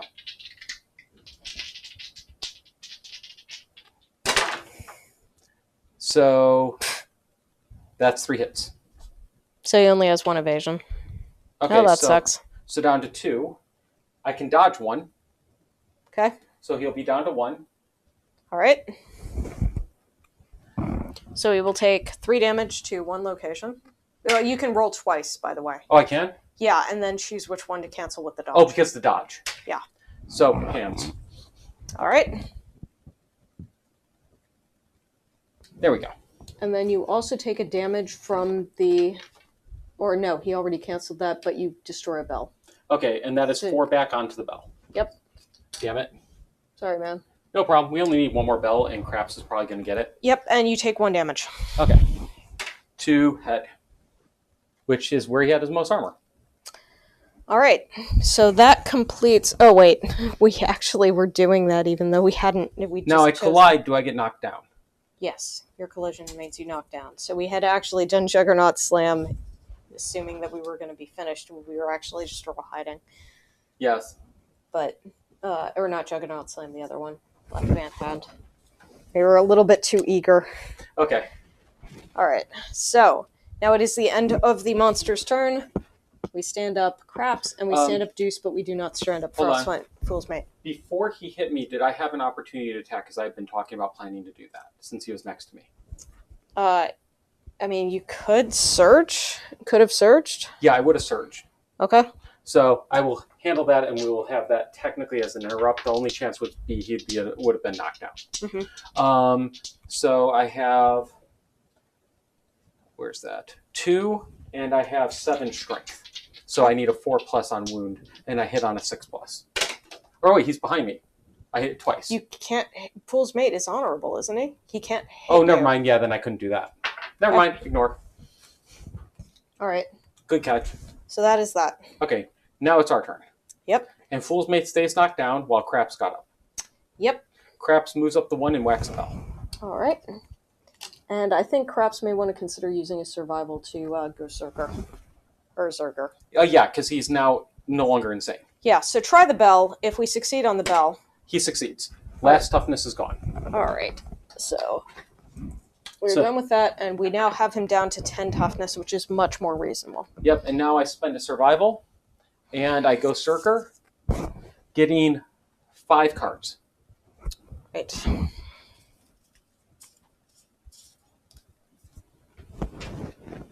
Doesn't Fool have an... yes, yeah. Thank you. Tice was saving us. Yes, and Matthew was calling out a back attack. Sadly, it's not a back attack because he can't do that. Okay, there is an impervious location, no trap. Who's probably going to attack him? I mean, we've got a lot of flexibility there. Okay, the death blow is pointless, though I can push the death blow down. There is a death blow for him. Yeah. So I'll push that down to the bottom. So this will be the last card. Do we have somebody with a dagger who's going to attack? So what's the impervious? The impervious +2 luck to wound with daggers and guitars. Perform shockwave as a reflex. Shockwave, place the monster on the center of the most occupied tile. Yeah, but he's impervious. What's his critical effect? You tear scrap of elaborate material off the cape, gain 1 hide. Okay. So, yeah, Tice is right here. Do you want a Founding Stone? If you want to, put it the best crit on top. That may be a good one, just a Founding Stone. Yeah, so the hide would be nice, but there's other options. Are there any other options that we Monster actually... gains a -1 movement token. We do not have Secret Fighting Art, Buckaroo Blood Breathing. Otherwise, we gain a luck. Gain 3 insanity otherwise. That's and not good. Persistent injury. When the monster moves, roll a d10. On a 10, it suffers a wound. So it's kind of rough. I'm thinking Founding Stone this just to get rid of the reflex. Okay. Because I don't like the... we won't get the wound because it's impervious. So we won't get any damage to it. Oh, that's the catch. Yeah. We won't get any damage to anything that is impervious, even if we crit. But we will get whatever is in there. So if we want hide, then we could get a guaranteed hide. But the question is that really worth a Founding Stone? I'm more worried about causing the... it would be 1 damage to legs and bash, and he would collide... Well, I can move the character. But if you really want that off, then we can do that, yeah. Well, if I do that, both these characters would suffer 1 damage to legs and bash, so they'd be knocked down. That sucks. Yes. But it's not the end of the world. It's not the end of the world, I would agree. I would rather possibly Founding Stone for the persistent injury. Okay. Even though it's only a 10% chance of dealing a wound. Well, what are the reflexes? Full moves. Polished gear is bad because of the failure, but we're not likely to fail right now. I don't think we need a Founding Stone then. The Shockwave would be the only reason to Founding Stone. Okay. So if we're attacking with the dagger, he would have 7+2 crit with the Grimjaw. Wow. That's a lot. Yeah. He doesn't have any luck. No. That'd be 7+ to crit with the Grimjaw. Why does he have 7+ to crit? +2 to luck with dagger. Ah, yeah. I also have a dagger on the on Deuce, if we need it. Oh, do you have any luck? No. Okay. I have no luck, but it just means that we have luck. Oh, I also have a dagger technically on luck character. Okay. Yeah. That may work. That would actually make it 6+. The nice thing about the Dreamkeeper knife is that it gains a -1 luck if I manage to critically wound. But, you know... 7+ is a good time to do it. Yeah. Well, okay, who is that? Who has that? Deuce. Which is? This character. And any other conditionals about attacking in front, behind, anything? No. Then I would say you run behind and attack. Okay. But... Is that going to knock down the characters on that one? Is it anybody on its same thing? I'm thinking we just move. We do a dash with the scout. Get him off that tile. Okay. So that it spreads out the damage and bash, and he's not in the center of a tile. Okay. No one's in the center. Okay. So now you can run behind, be on a separate tile, and attack. And what we will do is we will do the shock, or the 2 shockwave with dagger bonuses first. Okay. The first will be the will be the one that is not impervious. Mm-hmm. So it's based on failure. What's your strength? My strength is just... With the dagger. 5.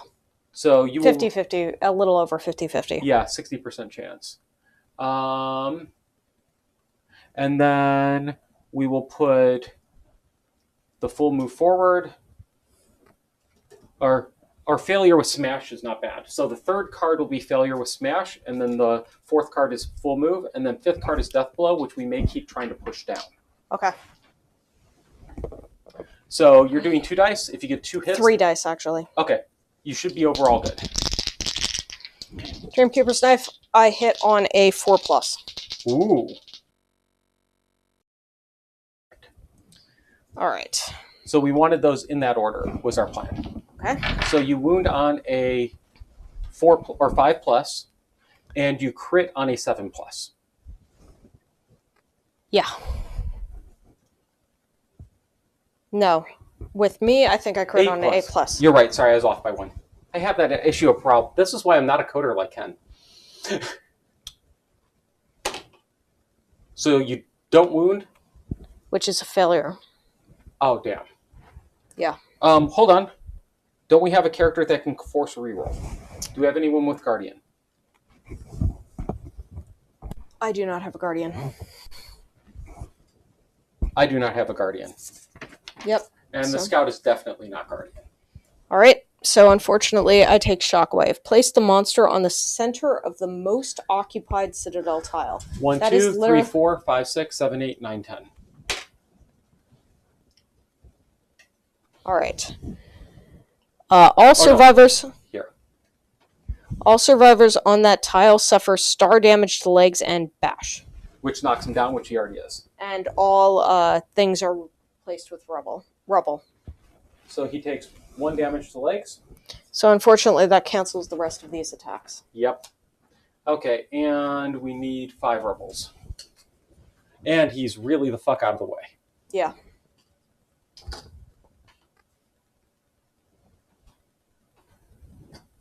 Okay. Even the Scout can't get to him without... So I could shoot him if I dashed. Let's do that. Or you don't even need to dash. Or yeah. I do need to dash. That was the character you... No, because it's cumbersome. My bow is cumbersome. Oh, I have know to that. spend both. What's your range? It's so I already took us. The last time I did a survival, I took it off of craps, right? Yeah. Okay. What's your range? My range is 5. Okay. So I have to dash. Okay.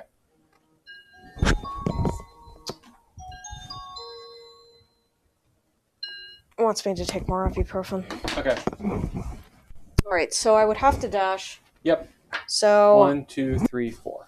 do you want me to still use my? Do you want me to still take from craps or How leave much him? do you have? 1. Yeah, take 1 from craps. We'll try 1 more. I don't think I want to do much. I did not succeed, so I did not get a survival off of Okay, that. still, you get to attack. But I do get another all for 1, so I just need to do 1 more. All right, so now I attack with the Crimson Bow. This is blue. So I attack with a speed of 2. That is 1 hit. Okay. So if so, smash. So what do you need to wound? So this is coin flip, which means he has a strength of 3 plus the Crimson Bow, which is 3. Plus so, you're facing? which is, and I'm in facing, yes, so that's an additional 2, so 8. So I hit on a 2 plus. Yep. And I crit on a 9 plus. Oh, you get a +1 luck? Yeah, because it's deadly. Oh, nice. Okay, so you wound. I wound, which means no failure. And we're up to 4 cards in his discard. Yeah, and I should have selected bow. Alright. Yep.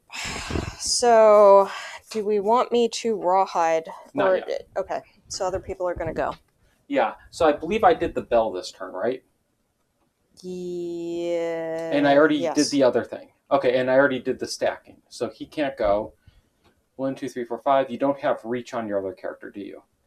On Deuce? Well, I do, but I already went with him. So I could move. I could dash and stab. That would be the with only him? way, but it put 3 of us on 1 tile. Yep. Which is bad. Yep. I haven't gone with Fool's Mate yet. If somebody wants to stand him up, he has really high chance of hitting. I can stand him up with Deuce. Okay. Deuce stands him up. I don't think I want to attack him from behind. Actually, you know what? Deuce is... No, I already did that. Never mind. I was thinking about whether or not I could use coin flip ability, but I can only do that once per round. Yeah, so I don't think I want to attack him from behind. That would be really bad. Yeah. For fear of getting knocked off. I would kind of suggest not doing that. I'm thinking his side, even though I'll take some damage going through stuff, it's better than the front and bouncing off that. Yeah. Well, actually, that'll... Yeah, I could go really far. I won't do that. So you think... 1, 2, 3... Yeah, here I shouldn't fall off board edge. Okay. Why did I remove that? Okay, so because you're feeling great from the drink that alcohol suggested. Yes, I am. Okay, so he attacks. I hit on a 6+. What's wrong? Oh, it's just, it seems to be pulling some of your, or something. Like, look at that black side. Oh, that's just your elbow going onto the camera, onto the table. Oh, wow. Yeah. Okay. That's really weird. Yes, it is. Okay, so I hit on a 6+. One perfect hit, which does shit for me, and that's it. Yeah, we currently have 4 in the discard pile. Yep. Or in the wound pile. Okay. So the hit location is a reflex, the monster yelps, and full moves. Uh-oh.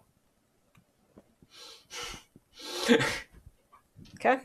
Okay, I crit on a 9 or 10, and I wound on a 3+. What's up? Full move forward. Yeah, it'll hit both of us. Yes, it Crap. will. Though we can technically dash. Oh, you can't. I can. I can get one of us out of the way. Yeah. Crit. That is not a crit. That is a wound, though. Damn. Okay, so I dash with the scout. Getting back. Or actually, he'll stay here. So scout spends 1. All right, and he moves forward 6. Okay. 1, 2, 3, 4, 5, 6, ending up on both tiles. And where do you go as a result? He's on you. I get hit by 5. I think it's fine to go that way, honestly. Yep. 1, 2, 3, 4, 5. So that's you do 1 damage to a random. to yes, that character, which is and you're knocked down. Which means we'll have to stand you up to headband. body. I have 5 on Fool's Mate that could stand you up. All right, cool. That sound good? Or Sure. Or do you have a character with more? No, Deuce has 5. Okay, so I'll do Fool's Mate. Your stand up. Okay. That way you can headband. All right. Which I think you have to surge for. All right. Coin flip will surge. He's already used his ability this turn, so that drops survival to 0. And I keep it. Never mind. So I gain a survival again. Now let's start. All right. So then Yep, I they were roll all in ahead. different spaces for Shockwave. I love that. And not in the center. So we have clobbering sweep and right swing ahead. So this is closest threat in range would be the scout. Which is bad. The other one is closest threat in range. So closest threat in range is absolutely all we've got. So the question is right swing ahead or clobbering sweep. Right swing ahead. Yeah, right swing ahead would be better. How relatively difficult is the DBK compared to the DBK or Lion Knight? Lion Knight's so fucking weird, it's hard to manage. The DBK is a bitch, though. Yeah. I think we're taking... right? Yeah, I think we're taking right swing ahead because it's basically the same except with less knockback and less range. Yeah. It's still going to suck. We may lose our scout. Why? It's only knockback 4. The damage. Yeah. Yeah. I mean, you know. Well, he could dash out of the way. Well, he can dash, but he can't dash that far. He only needs to dash 1 to the side. No, he needs to dash because it's going to move and synchronic attack. So you have to dash here. Oh. So he can dash 5 out of the way. And then that's going to still... He's a scout. Okay, he can dash 3 out of the way. And then that's what he's going to do. So he's going to hit him, like, with a lot. Okay. So, since he's going to hit him, we don't want to hit 2 characters if we can avoid it, right? Yep, and we basically don't want him to go too close to any of the board edges. So I'm thinking... So, like, here would be the better... I'm thinking dash there. Okay. And then the knight would go 1, turn, and hit him. Okay. And back 4 is safe. Yeah. Okay, so Scout will spend 1 to dash. So, well, wait. So that was the thing. So now it is his turn. Mm-hmm. Now the monster controller moves. Okay, I'll let you put it up on your screen and take this back. And now we do this. Okay. So the closest threat in range is going to be the scout. Okay, so he dashes. He was there, and he dashed. Yep. So now move and synchronic attack to target. Which does not hit anybody else with where I placed him. Okay. And so it is a speed 3. So roll 3 dice. And he has 1 evasion. So it is 4+. 2 hits. Okay. He can dodge 1, but roll the hit locations. Yep. And then he can dodge 1, theoretically. Okay. Body and waist. Okay. Let me see what that would do to him. And it's how much damage? 3. Okay, we need to dodge the waist. Okay, we dodge the waist. So he takes 3 to the body. He is down to 1 survival. Okay, and then after the damage, he takes 4 knockback this way. And does he get knocked down? It just says knockback. No. Okay. All right. And honestly, versus the BK. Black Knight, which is the one we're fighting right now. So the Dung Beetle Knight versus the Lion Knight versus the Black Knight. Black Knight's a bitch. Yeah. I think I need to take a short. Yeah, we still have a lot more that we need to do. That's what I'm afraid of. All right. Wait, he's almost half dead. No. He's got 7 AI cards left, and we've dealt 5. 5. So 8 more hits. Okay. We got a lot more to go. Okay, so now it's our turn. You're already in range. So I'm wondering if we want your archer to take first whack. You could move to get into facing as well. Yeah. So, well, I'd have to dash into facing, which is a little bit of a pain in the ass. Then let's I not actually do that. can't dash into facing easily. What's your strength without it? You'd need a 4+ without it, I think. So my strength without is, yes, I need a 4+. Okay, for first, let's start with craps. I'm going to stack the hit location deck. 5 cards. There you go. Thank you. And we have a first strike card. If your courage is less than 3, you stare into the vented maw of the helm, doubting what you glimpse within. Your valor fails, cancel your attack, and full move the monster away. So we need somebody with courage. Do you have courage? Craps does. Does anybody else? No. Fuck. Yep. He can get into range and hit him. Okay. So I might just dash him and do that. What does parry do? Parry is you can only crit that location.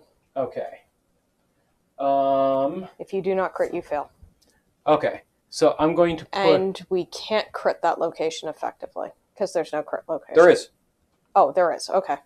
So let's do this then. Let's put that on top and plan somebody to throw a founding. Okay. What benefit do we get from it? Monster loses a +1 toughness token. That's it. That's too bad. But it does get it out. It does cause a wound. Mm-hmm. The alternative is reflex. Monster slams its blade down, sending tremors through the floor. All survivors on the same citadel tile suffer bash. That's not horrible. Okay.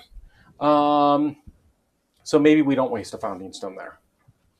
We have another critical wound. The monster yelps in pain. Survivors within 2 spaces of the monster suffer a random brain trauma. Add 2 to the result. Mm-hmm. So we might want you to try to win that with your archer. Yeah. With no one else around him. Yeah. So technically, the character in the corner is probably not 2. He's not. He's 3. Yep. So maybe that first, and hopefully you wound it. Mm-hmm. If you crit, is the problem. Wound is perform basic action. Yikes. Well, actually, we could throw a founding stone at that. Mm-hmm. And then no one's within 2 right now. What's the crit? Damage people around. Reflex is basic action, target the attacker, which is also, I think, bad. Yeah, the basic action is 3 speed, 3 accuracy, 3 damage, and perform smash. Yeah. So I'm thinking maybe throw a founding stone to knock this first one out, and then I move craps in to attack and handle the mustachioed helm. All right. Shoot at the parry and no one gets knocked down. Oh. But he does basic action. Or no, wait, no. Yeah. Shoot at the parry and nobody will get knocked down. Because it's probably within, yeah. Yeah, and that's kind of, well, craps has 3 speed. But hits on a 6+. I doubt I'm going to get 3 hits, but there's a chance. Mm-hmm.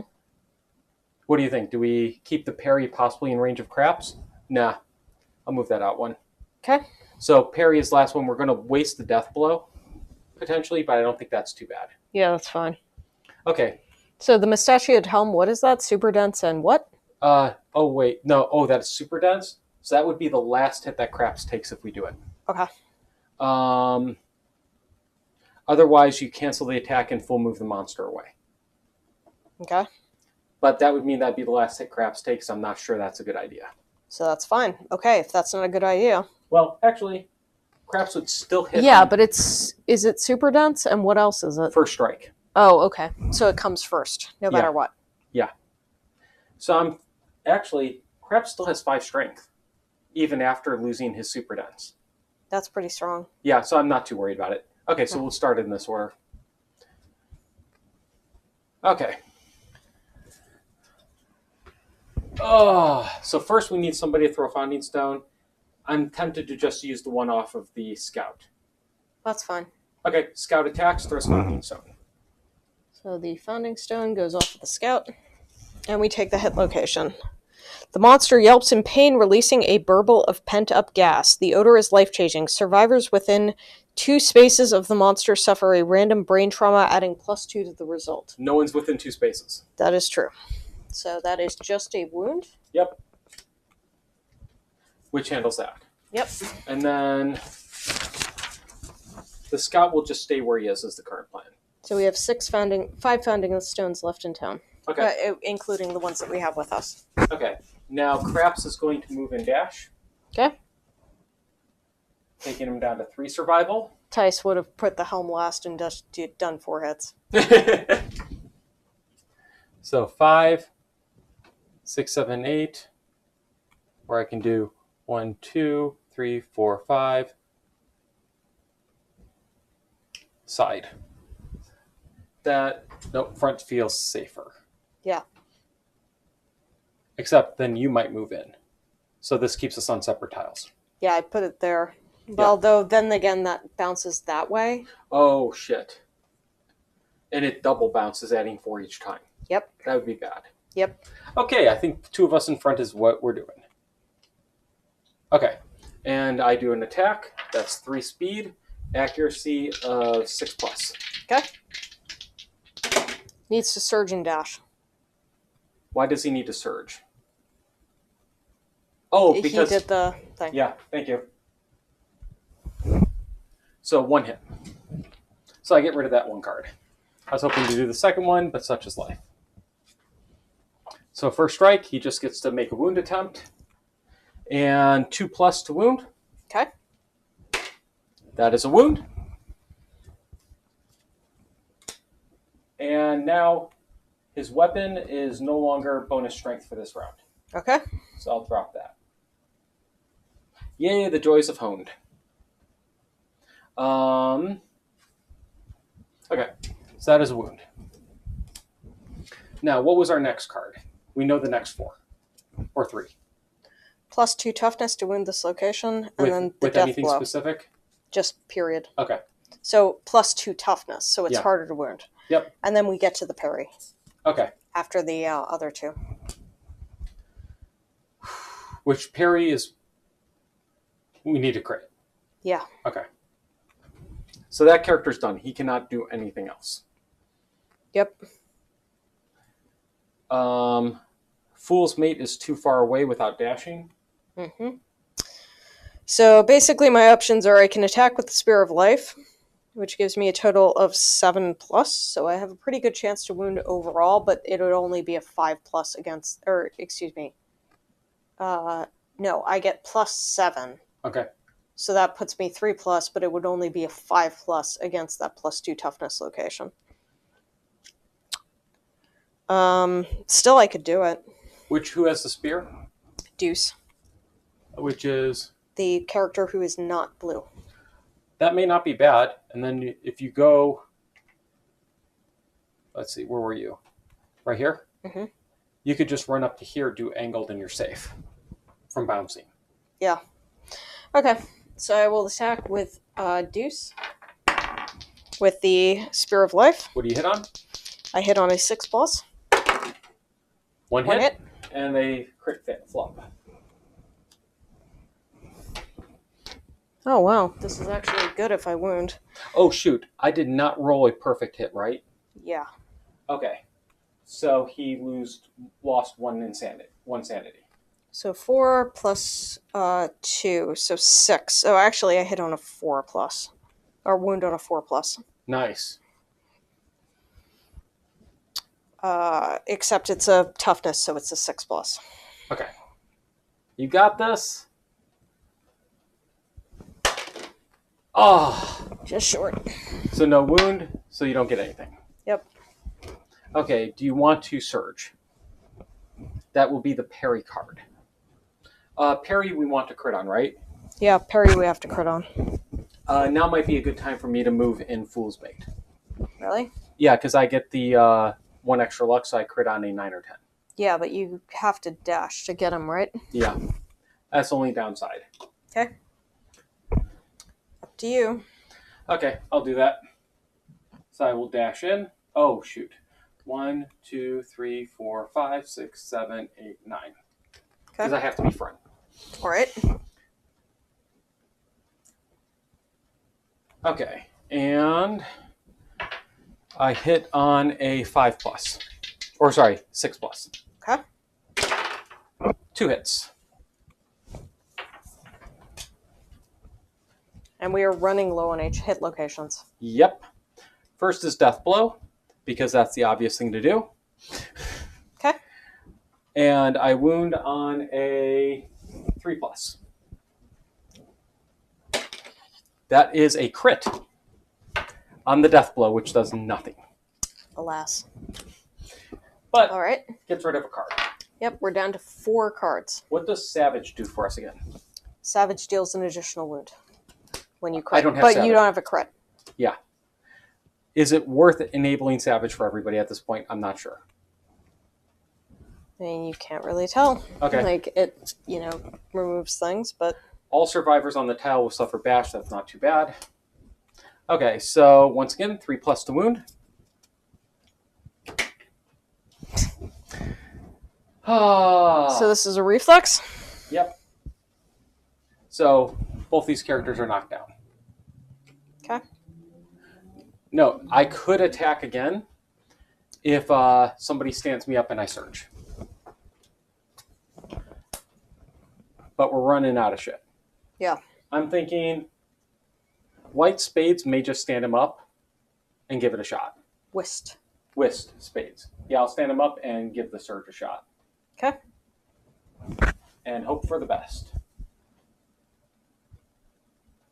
So can you stand me up? Yellow. Woo. There we go. 1 hit. And these are unknowns. Not a trap. On wound, perform smash. Crit could be interesting. So crit on 9 out of 10, wound on 3 plus. Okay. I wound. We're down to 3 cards. Yep. But what is smash? Smash is... Bad. Yep.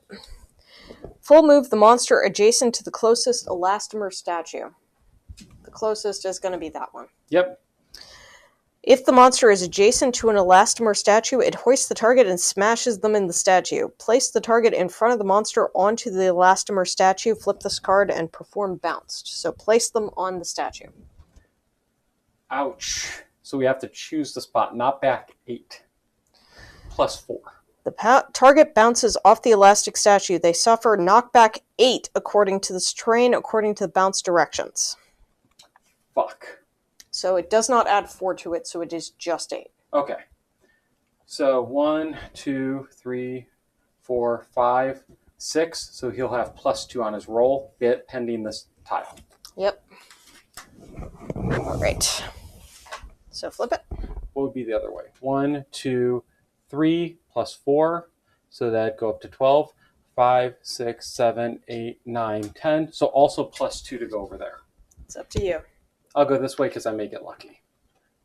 No, that's very bad. Yep. Okay, so I will also take 3 random damages. Yep. Okay. Put them on the other side so he bounces towards the middle. But if he bounces towards the middle, he bounces off that one. Yeah, that does not seem like it's going to more. work. Yeah, that doesn't seem like it's going to work, honestly. It's +2 either way, but too late now. I've already flipped. Mm-hmm. So he takes 1 to body, 2 to body, and 1 to arms. And then you have to roll a d10. And subtract 2, I believe. Yes. Okay, what do I need to get to live? 4. That is not that. So, do you have a reroll? Lifetime reroll on Fool's Mate is already spent. We do have it on that character. Whist shrieks and runs for the edge. Reroll used. Oh, okay. 5. All right. So what happens? 5 minus 2. Yep, 3. At the last possible moment, you catch hold of a protrusion, hauling yourself back onto the surface. Place your survivor on the closest unoccupied space on the showdown board. You are knocked down and suffer star damage to the hands hit location. So 1. So I am light damage to hands. Okay. I live. Whist shrieks at you, demanding that you claw harder. Okay. All right. Thank you, Whist. I appreciate it. Really appreciate it. Woo.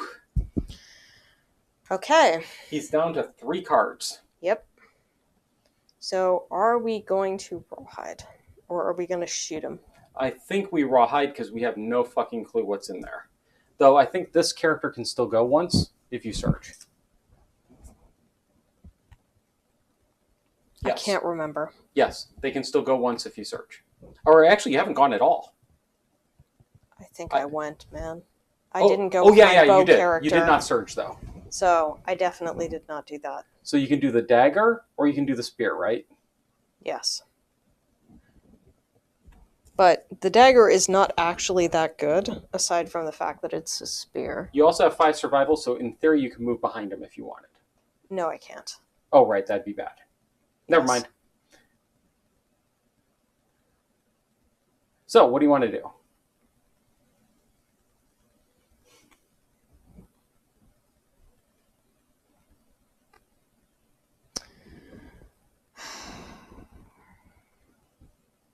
Or, if we want to play a little safer, we can wait till next round. Well, you want to rawhide at least if in that case. And then we wait till next round and we'll at least know hit location cards. Yeah. I'm going to rawhide. Okay. Why are you picking up those? Because it's too many. Oh, okay. I didn't realize that. I mean, like... You're right. I think. Yeah. You draw the 1, and then you shuffle the other 2. Yeah, which is untrained slice. The monster has its swords like a club, oblivious to sharp edge. Pick the closest threat in range and bash and knock back 4. It was shuffling, since it's only 2 cards. I didn't know what they were, so I figured better safe than sorry. Put them on screen. Swing its head. Okay, so closest threat in range, which is going to be you. So essentially... Knock back 4, you're going to take 4 random damage either way. Yep. And no one else is going to get hit either way.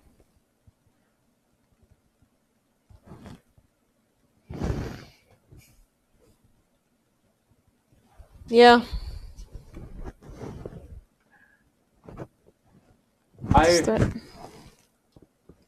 Gonna go that way? Okay. All right. So, they're going to get knocked back 4. I have used my action. Yep. We know they're going to go. It's going to be threat. So I move up. Oh, that's coin flip. Yeah.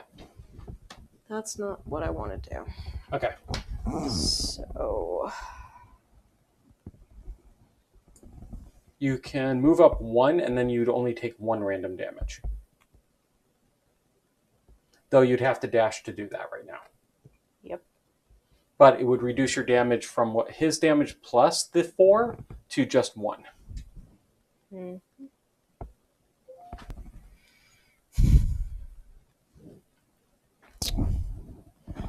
So I am going to surge on Deuce.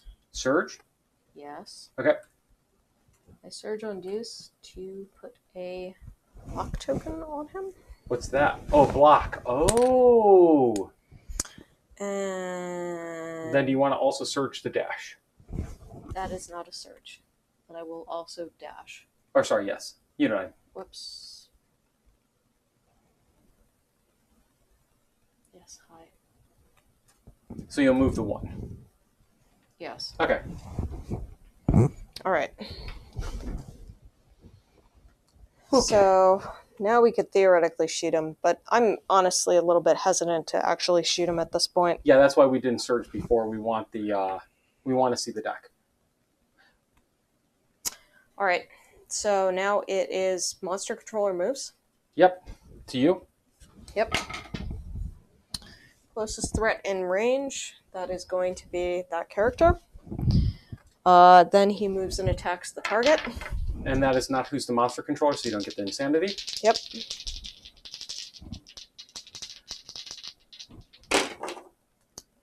So this is Deuce. Deuce has an evasion of 2, so one he hit, hits on the 5. block handles it. Yeah. So you get no after damage. Yep. Fuck yeah! Nice. Perfect. Okay. Very nice. Okay, so now we stand up. Craps with hit location scanning. 5 cards.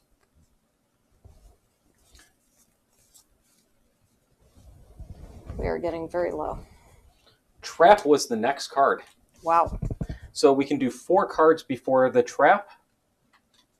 And maybe beat him. Tony? Mm-hmm. You need to roll the 2+ to make sure you're not frenzying. Oh, shit. So please do that now. Okay. I'll do that twice. Okay? I'm fine. Okay. Thank you. I am so sorry I've been missing that. So the trap, with a snarl, the Black Knight swats away your attack, barreling at you with a wild rejoinder. All survivors are doomed. Target the attacker. 3, 3+3. After damage, knock back 8. Ouch. Okay, so we might want to keep that in mind for like a character who can get knocked back 8.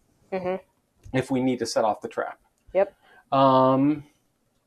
Smash is how much knockback? Smash is... it's 8 knockback. Okay. So here's my thought. We start with the Black Guards belt because there's nothing. It comes with a persistent injury. The monster is overwrought, howling in dismay. It gains +1 damage. The attacker roars back defiantly, gains +1 speed if we crit. Okay. But otherwise, nothing. So we start with that. Then we have a failure, he performs smash. So if we have a character with high damage output, they're ideal. Okay. Then we have failure shockwave, +2 luck to wound with daggers or katars. All right. So that would only be beneficial to the scout who's too far away. Or Deuce. Oh, Deuce as well? Yeah, Deuce has a dagger. He can use a dagger if he has to. Ooh. Failure, what's his chance of hitting with the dagger?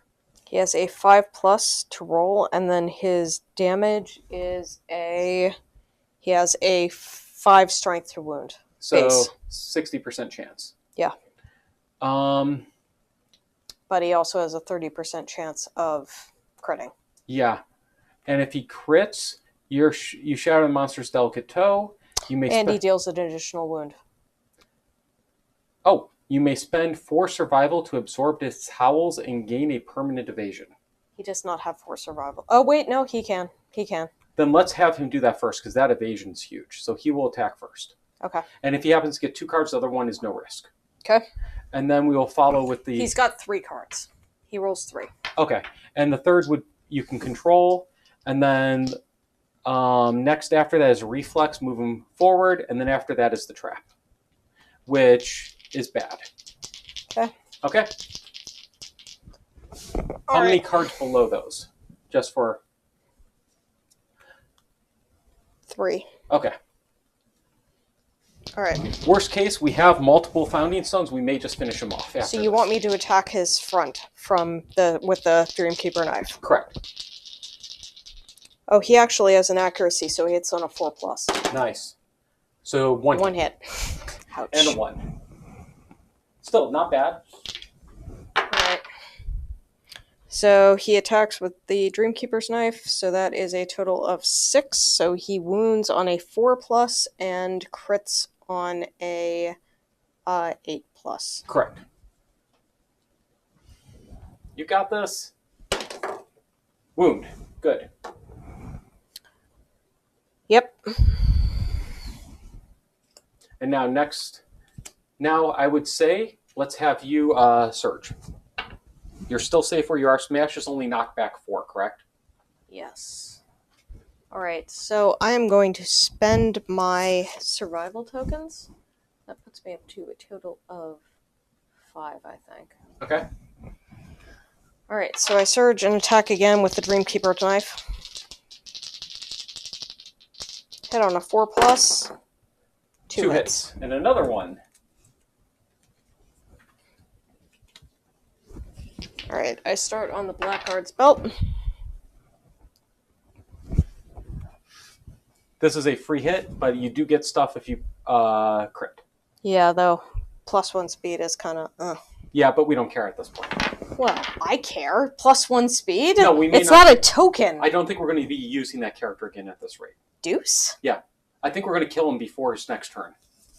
And you just surged. +1 speed. Attribute. Permanent. Oh, always. It's permanent? Oh, fuck. I thought it was a token. I was thinking token. You didn't 9 crit. You don't have luck. Oh, wait. No, I don't have luck. Yes. So, yes. So, wound. Wound. So he's down to 1 card. And I attack with the Polished Tacit. So this is still a 6, so I wound on a 4+. Wound. Wound. He is now down to basic action. Yes. Basic action is going to be farthest threat in range. And then we get smashed if we... So the next hit location, what is it? Because we know that what it is before the trap. It is this. So if you crit, monster gains a negative speed token. On a 6+, sever the tendons. Oh, okay. So yeah, literally nothing. Who wants to throw Founding Stone? Deuce can't because he already surged. Okay, Fool's Mate will throw a Founding Stone. All right. Remove it from the list. Smash puts you off the board as he hits you into the bounce thing. That would be bad. So let's not do that. All right, we have 4 Founding Stones left. I am fine with that to kill him right now. Yes, we kill him. Because otherwise, we're going to get a trap. Okay, so I just want to call out briefly. I fucking rock at stacking the hit location deck. This is 2 games in a row we didn't hit the trap. Okay, fine. All right, so we gain +1 Hunt XP. Oh, sweet.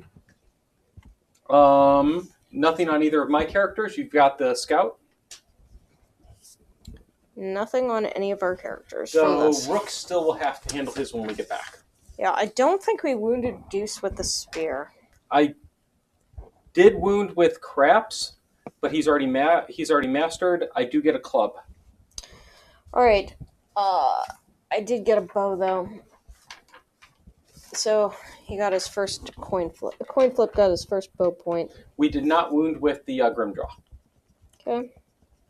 That sucks. Yep. But we'll survive.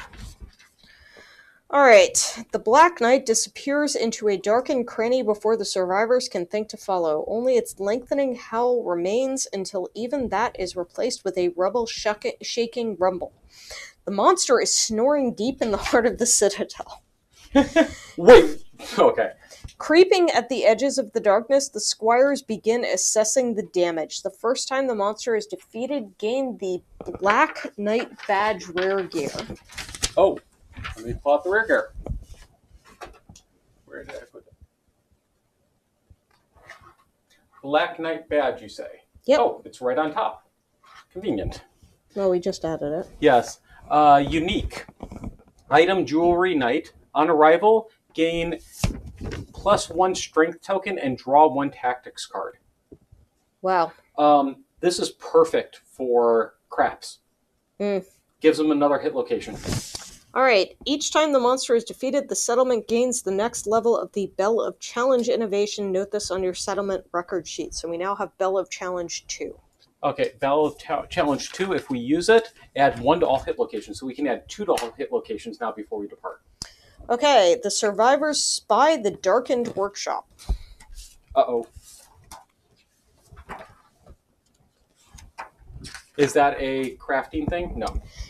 A stray beam of light betrays an entrance to the vault below. Furtive figures dart through the cramped workshop, snatching armfuls of obscure constructions and extinguishing the lights one by one. The survivors are left in the darkened maze to rummage through the remains. If the survivors have the portcullis key, we do not. They may also go beyond the Forgotten Gate. Roll 1d10 and add +1 for each victorious survivor with 3+ understanding. So we have 4 of those. Pass the monster controller, and you will be rolling. So I think we have 4. I think you had 2, and then the scout is also 1. And then I have 1. Yes. So 4. +4. Nice. Good roll! Good roll!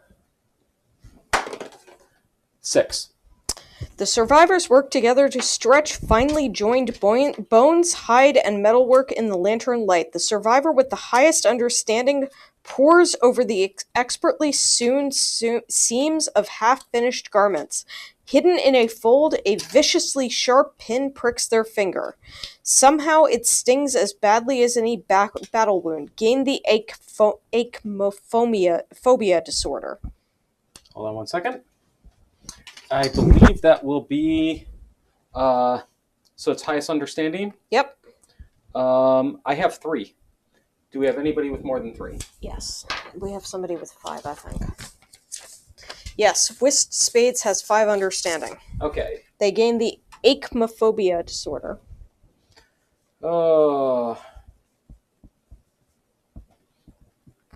Not atelophobia. AICH. Okay. Oh, there it is. Acmophobia. Sharp things make you uncomfortable. It's just a matter of time before someone cuts themselves. You cannot activate or depart with axes, swords, spears, daggers, scythes, or guitars. Was that our scout? Yes. So, he's not a scout anymore. He's not a lot of stuff. Yep. He used to have axe proficiency. He does not anymore. Then he took an arrow to the knee. Or gain 4 random basic resources. Oh, very nice. I already shuffled this. So we get ourselves a skull, a broken lantern, a perfect hide, and a monster hide. God damn it, why can we never get organs in this? Wow. We just cannot get organs to save our goddamn lives. 2 Black Knight armor patterns of your choice. Of our choice? Yep. Okay, pass them to me and I'll get those out. Did we get another perfect? No, we didn't get another. Yeah, we just got another perfect hide. Are you kidding me? Nope. Wow. 2 Black Knight armor patterns of our choice. Yep. There is a lot. Oh, these were all in the... They're patterns, not seed patterns. Okay, there are no other patterns in that deck? Nope. Oh, I mean, yeah, there's a bunch of patterns, but... But these are the ones. You already pulled them. Yeah. Okay, so we have a lot. It says Black Knight pattern, whatever it is. Okay, so I will pull out the gear instead and put those up on the screen. Does that sound good? Yeah.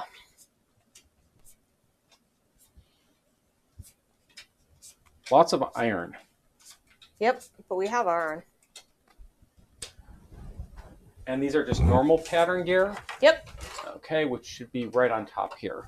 And there are 15.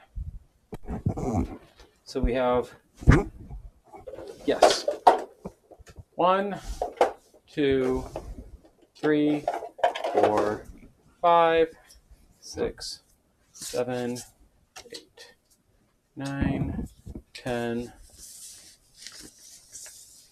is still, yep, 11. I'll move those down in a moment. 13, 14, 15. One last thing Wait. we should...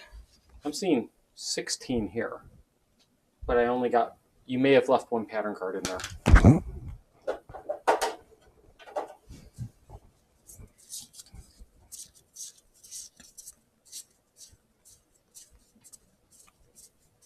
Let's see. No. Sandals, tabard, trench, vest, wrappings, boots, jaw guard, remnant, sleeves, tassets, blouse, gloves, gorget.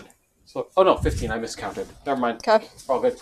So we also need to increase our hunt XP. Oh, we get another one? Did we already add Yeah, it? we already did that. Okay.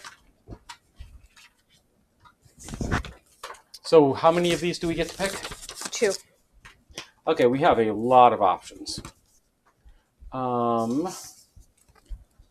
Jesus. Out of 15. Okay. So we've got 6 armor on body. Sword in your gear grid gain deflect, which does or deflect 1. If you already have deflect, increase it by 1.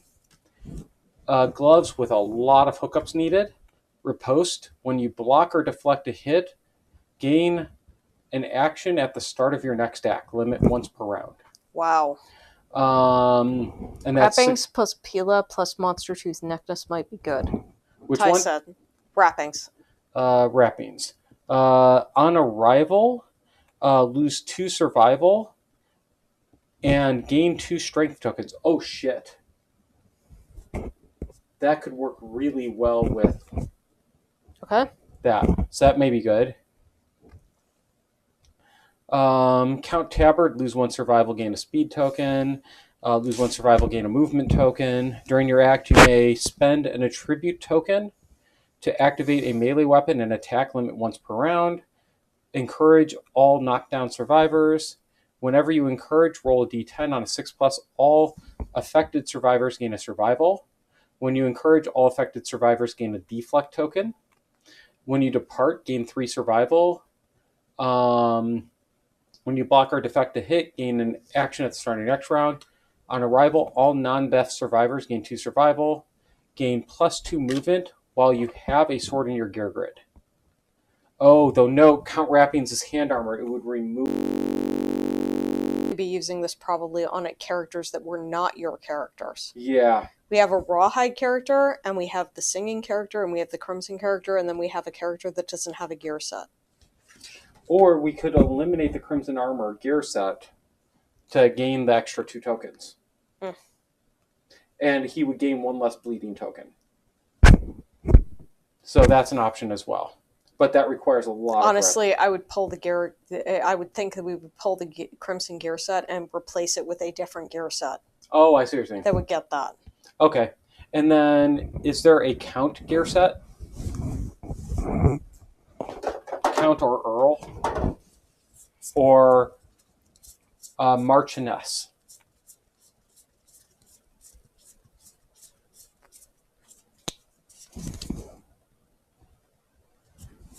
Yes, there is a Count and an Earl and a Marchioness. Okay, what do those give us? Alright, so the Count armor, add 2 to all hit locations. When you attack with a melee weapon, if it is not your first attack this round, cancel any wound reactions on hit drawn. Ooh. Earl armor, add 2 to all hit locations, double any bonuses gained by other survivors when you encourage. Marchioness, swords in your gear grid gain the finesse keyword. When you riposte, also gain movement at the start of your next round. So what is finesse? Finesse.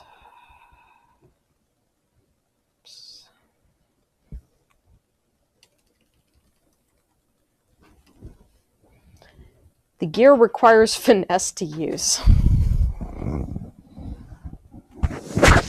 I don't know what finesse is.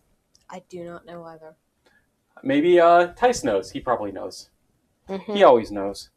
I'm feeling like the count armor set sounds good in working towards that. Yeah. So taking 2 of the count armor pieces is ideal. Only works on your surges, but because it's not your first attack per round. Ah, good catch, good catch. But still, with our stacking of the hit locations, it's a keyword, not rules like Stinky. Yeah. So we just have to have one thing that is finesse.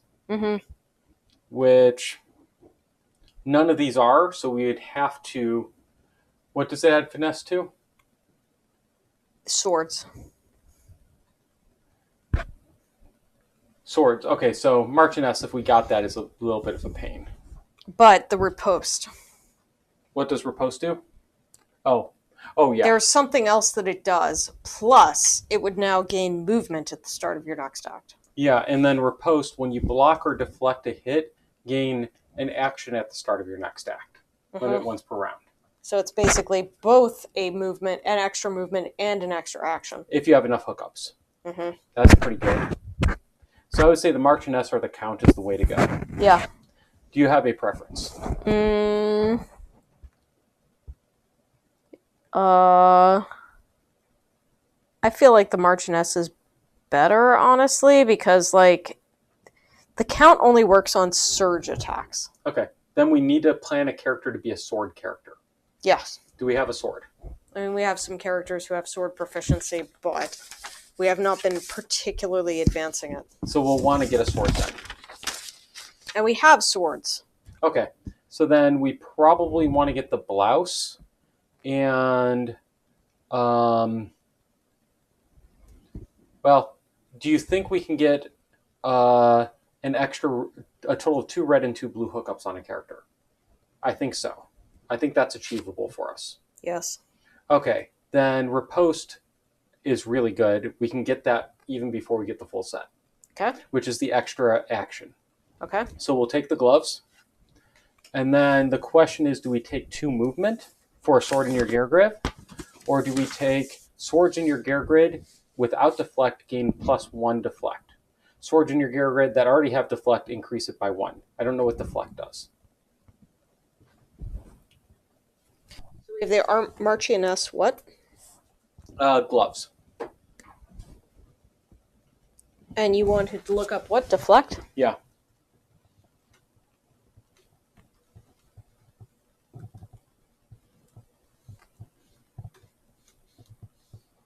Deflect. A gear special rule. When you deflect X, gain or lose deflect tokens until you have X of them. When you are hit, if you have any deflect tokens, you ignore that hit and lose a deflect token.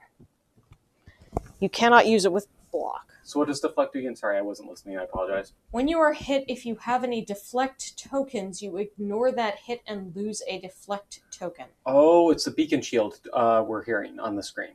Yeah. Okay, now trade-off is we can get that, but if we take the trousers, which has no effect, or if we take the gorget, the head, which on arrival, all non-death survivors gain 2 survival, that'll give us the blue hookup, which is going to be the hardest thing to get. So deflect will not help us get any hookups with the greaves. So we'd have to find the 2 blues and the 2 reds independent of But it. we're not going to get the Marchioness armor. Like, we could get any Marchioness piece and make progress to the Marchioness armor. And honestly, like, blue hookup... Pretty much only the luck charm has the blue to left. And Nope. the crimson dress.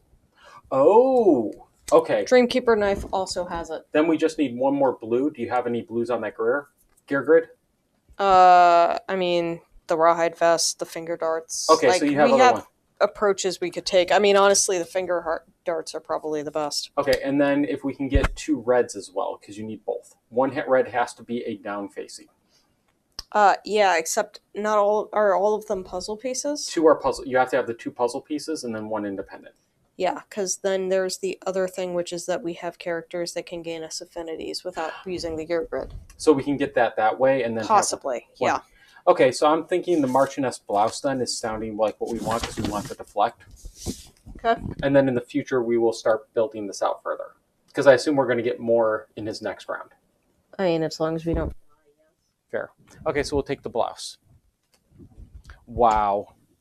All right. I am a fan. Okay. So Okay. that completes that guide.